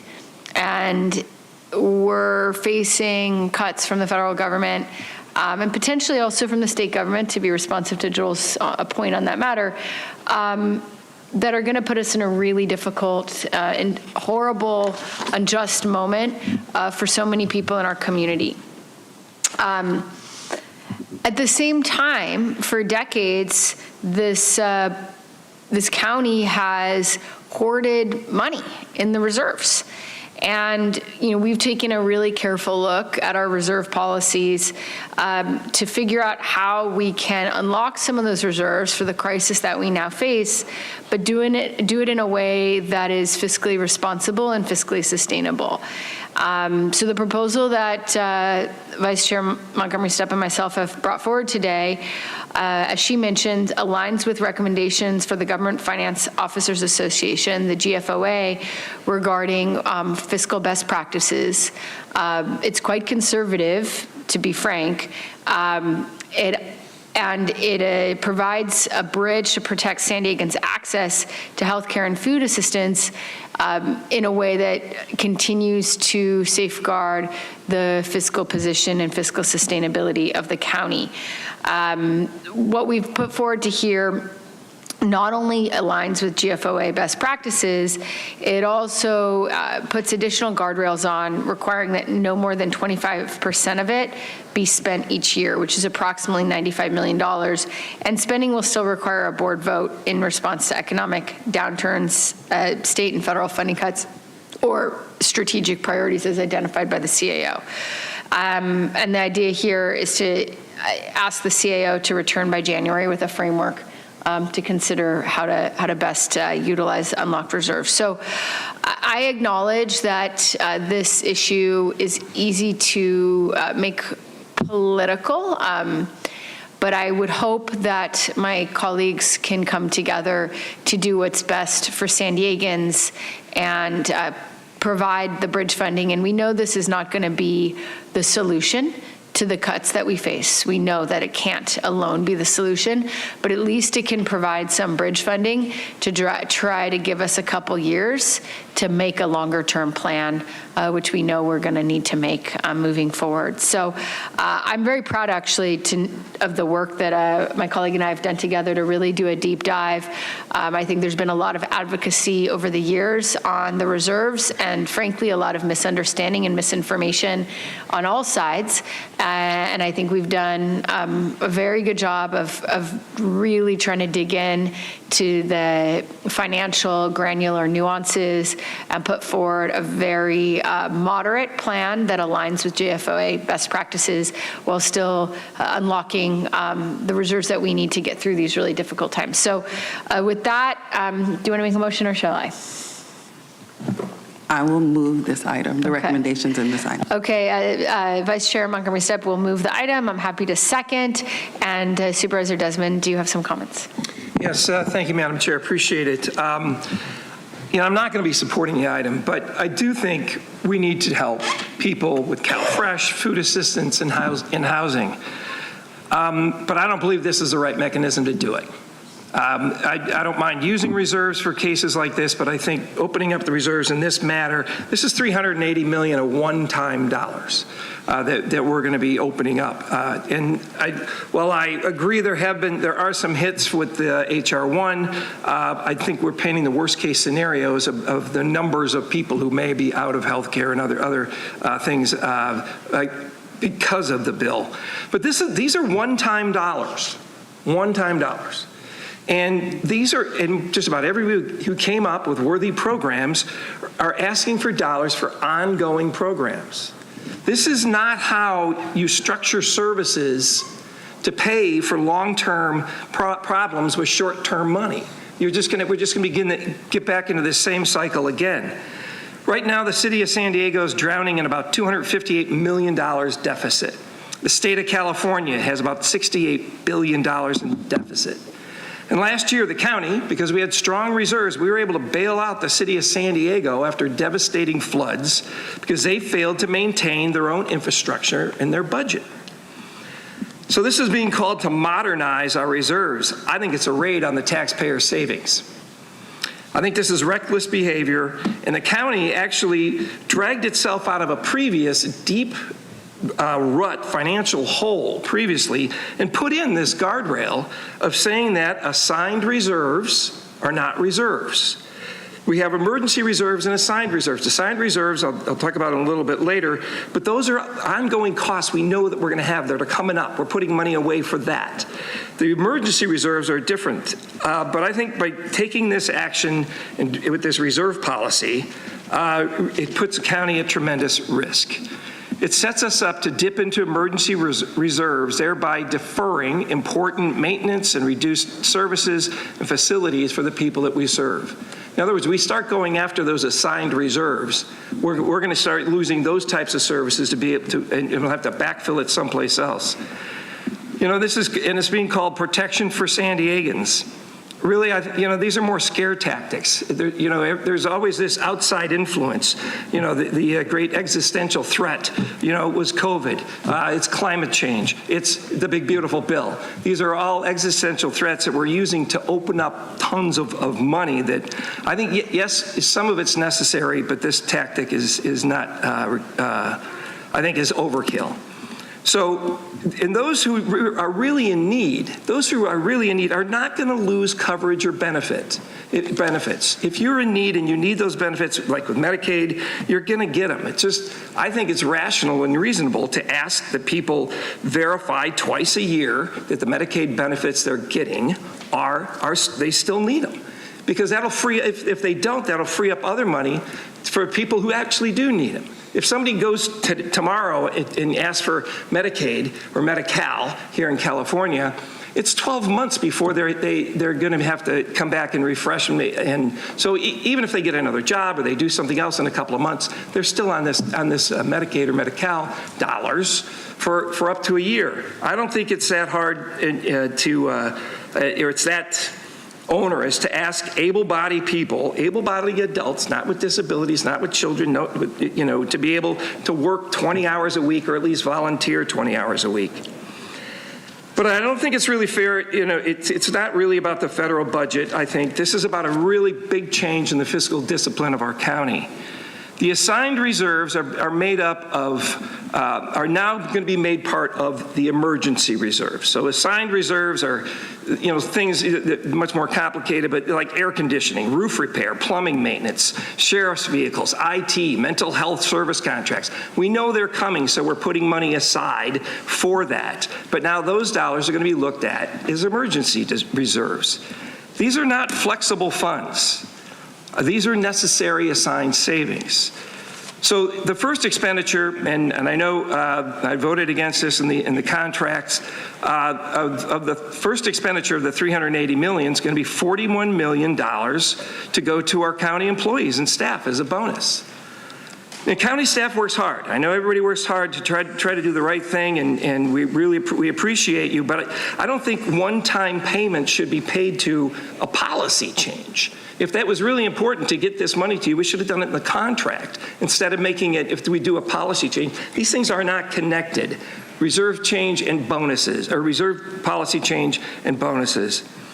But I think people who rely on the county for services and county staff should be aware the county, I think, it potentially can be in long-term trouble, but having to choose between deferring maintenance or underfunding the pension system down the line. Short-sighted spending is going to put the county quickly in a deficit and create long-term liabilities. This is money that should benefit our children, our grandchildren, and generations to come to be used for those who truly need it and for emergencies. So I'm not going to be supporting the item. I agree we should be helping in areas, especially in food and housing, but this isn't the right tool to go for at this point in time. Thank you. Supervisor Aguirre. Thank you, Chair. I want to thank you and Vice Chair Monica Montgomery-Stepp for your work on this item to modernize our county's reserves policies. It's been made very clear in the board letter the actions we're considering today are reasoned and fiscally responsible governance. Passage will bring us into what recommendations from the GFOA have made, which is their mission is to support ethical, innovative, and efficient stewardship of public resources, and those are the exact outcomes we are advancing today. Now, regarding funds that will be made available from this reserve policy change, I want to be very clear, we cannot afford to let surplus reserves sit idle while my community suffers from our country's most severe environmental and public health disaster in the Tijuana River Valley sewage crisis. If the county is serious about addressing this crisis once and for all, and it is my intention to continue to fight with everything I have to bring an end to this crisis. It is going to cost tens of millions of dollars, or potentially even over $100 million to bring about real solutions. Financial resources for the Tijuana River Valley must be on the table as we continue these discussions. On top of that, District 1 is likely to be hit hardest by these federal cuts and rule changes related to Medi-Cal and CalFresh. That is what's at risk here today. Our families, our hardworking families and dependents of Medi-Cal and CalFresh, our children. Tens of thousands of households are at risk of losing these vital safety net programs in my district. And I just want to focus for a second on SNAP, CalFresh here in California. The Center on Budget and Policy Priorities reported the following research-backed outcomes related to SNAP. SNAP is a powerful anti-poverty tool, keeping nearly 8 million people above the poverty line, including 3.6 million children. Participation in SNAP is associated with improved long-term outcomes in health, education, and labor market outcomes. Studies have linked SNAP benefits for children to improved educational attainment, higher rates of high school graduation, and again, improved labor market outcomes. Low-income participants in SNAP experience nearly 25% less in medical costs a year than non-participants in the program. And research has shown that SNAP acts as an economic stimulus, with every dollar in new SNAP benefits generating $1.5 billion in GDP growth from businesses for local retailers. There is not a better bang for your buck than that when it comes to economic growth. We have a clear choice to make. We cannot bury our heads in the sand and hope these crises that have been brought upon by this federal administration just happen to disappear. We must have the courage to stand up and identify funding to support the people we were elected to serve. I'm very proud for the support of these recommendations that I heard today, and I'm proud to support the item. Again, thank you, Chair and Vice Chair, for all of your work on this issue. Supervisor Anderson. Thank you, Madam Chair. First of all, I'd like to thank my colleagues. It's without any question that your heart's in the right place. But today I'm not going to be able to support your motion because while your heart's in the right place, I don't agree with your decision. You see, I'm the only supervisor that sat in a district that lost 2,000 homes in the Cedar Fire, over 2,000 homes. People died. And we lost in the Witch Creek Fire 2007 additional homes. And we didn't just lose homes, we lost entire structures, roads, infrastructure. The communities were absolutely devastated. And, you know, in the short time that I've been on this board, we had to deal with COVID in the pandemic. And thank God we had the reserves, that no employee had to be laid off, that we had the reserves to keep government moving. Then I also witnessed the city of San Diego, whose financial plan left the flood victims without resources. And I believe that the county had to backfill $33 million for the city's inability to meet the needs of their constituents. I don't want to ever look at our constituents and say, well, you're a flood victim, a fire victim, earthquake victim, that we don't have the needs to maintain your community. This today, we have 60 days in the case of devastating earthquake, fire, flood, or pandemic. That's all we have, 60 days. And we're going to take 55% of it away. And that means we're not going to be able to meet the needs. We're going to follow the same type of leadership that San Diego did and so many other counties did who couldn't provide. You know, in the pandemic, we didn't know if the feds were going to reimburse us. And yet we moved forward bravely because we had the prudent reserves. And I'm also old enough to remember that we didn't have these reserves before. You see, when we had the Cedar Fire in 2003, we were so devastated. If you ask people in my district, did the county help you? There isn't one person that said the county helped them. In fact, it was just the opposite. It was horrible. And after that, aftermath, they increased the reserves. They increased the reserves because they realized how ineffective they were. So for those reasons, I'm not going to be able to support this today. However, I will say to the many people that have incredible programs, and we do have needs in our community, and representing the second poorest district in the county, I don't want to see anybody go without food. But we have programs that we're funding today that we're not fully utilizing that money. And right now, we have an immigrant defense fund that gets $10 million a year, and we haven't spent more than $2 million on it. So why aren't we looking, and if we're really going to address these issues in a meaningful way, why isn't everything on the table? Why do we have to take away from victims of communities and not look at every program we have with a fine-tooth comb? And I'm not saying that we get rid of that program. I'm saying that we take the money that's not being used and put it towards the social programs. You see, that $10 million is replenished every year in the budget. This money is one-time money. Once it's gone, and those people are still going to be hungry. We haven't solved anything. We've just delayed the inevitable. And I wish I could say that I don't believe that our communities are going to burn again. But I live and drive through those communities every day, and I can tell you we have more brush, despite all the efforts, and this board's been incredible. We approved new helicopters that fight fire at night. We approved helipads where helicopters can get water that's already there close to the areas that usually burn, so that we're quick with our responses. We've done a lot of clearing for the emergency access, both in and out. We've done a lot of really terrific things. But a devastating fire like the Cedar or Witch Creek is far greater than the reserves that we have proposed. And I don't want to see anybody at risk. So for that reason, I won't be supporting it. And this is not, I respect my colleagues. I respect what they've said. But they don't live in my community. They've not witnessed the fires firsthand. And just over the last weekend, we've had 3 major, what could have been potentially major fires in my old district that's now Monica's district.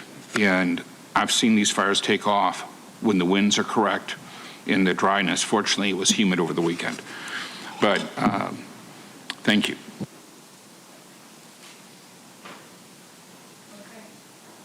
Thank you, Supervisor Anderson. I just wanted to kind of pick up on a comment you made. I think you're right, fundamentally, that this is not going to solve the problem long term.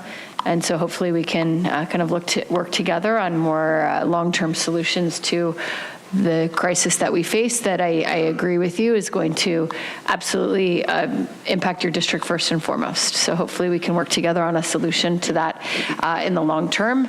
But given that we have a crisis on our hands today, I do think that this is the most prudent measure we can take to protect our community right now while we look for a longer term solution. So with that, we have a motion by Supervisor Montgomery Stepp, second by myself. Please vote. Chair Lawson-Remer, that motion passes with Supervisor Anderson and Supervisor Desmond voting no, all other supervisors being present and voting aye. Okay, thank you very much. So let me just talk a little bit about the remainder of the day. We'll come back here in about at 1:20. That gives us about 50 minutes for lunch. So if we can be back here in our seats at 1:20, that would be great. Was that not correct? Wait, that's not correct because it's 12:25. It's 12:20. So it gives us 55 minutes. Okay, 1:20. Sorry. Yeah, sorry.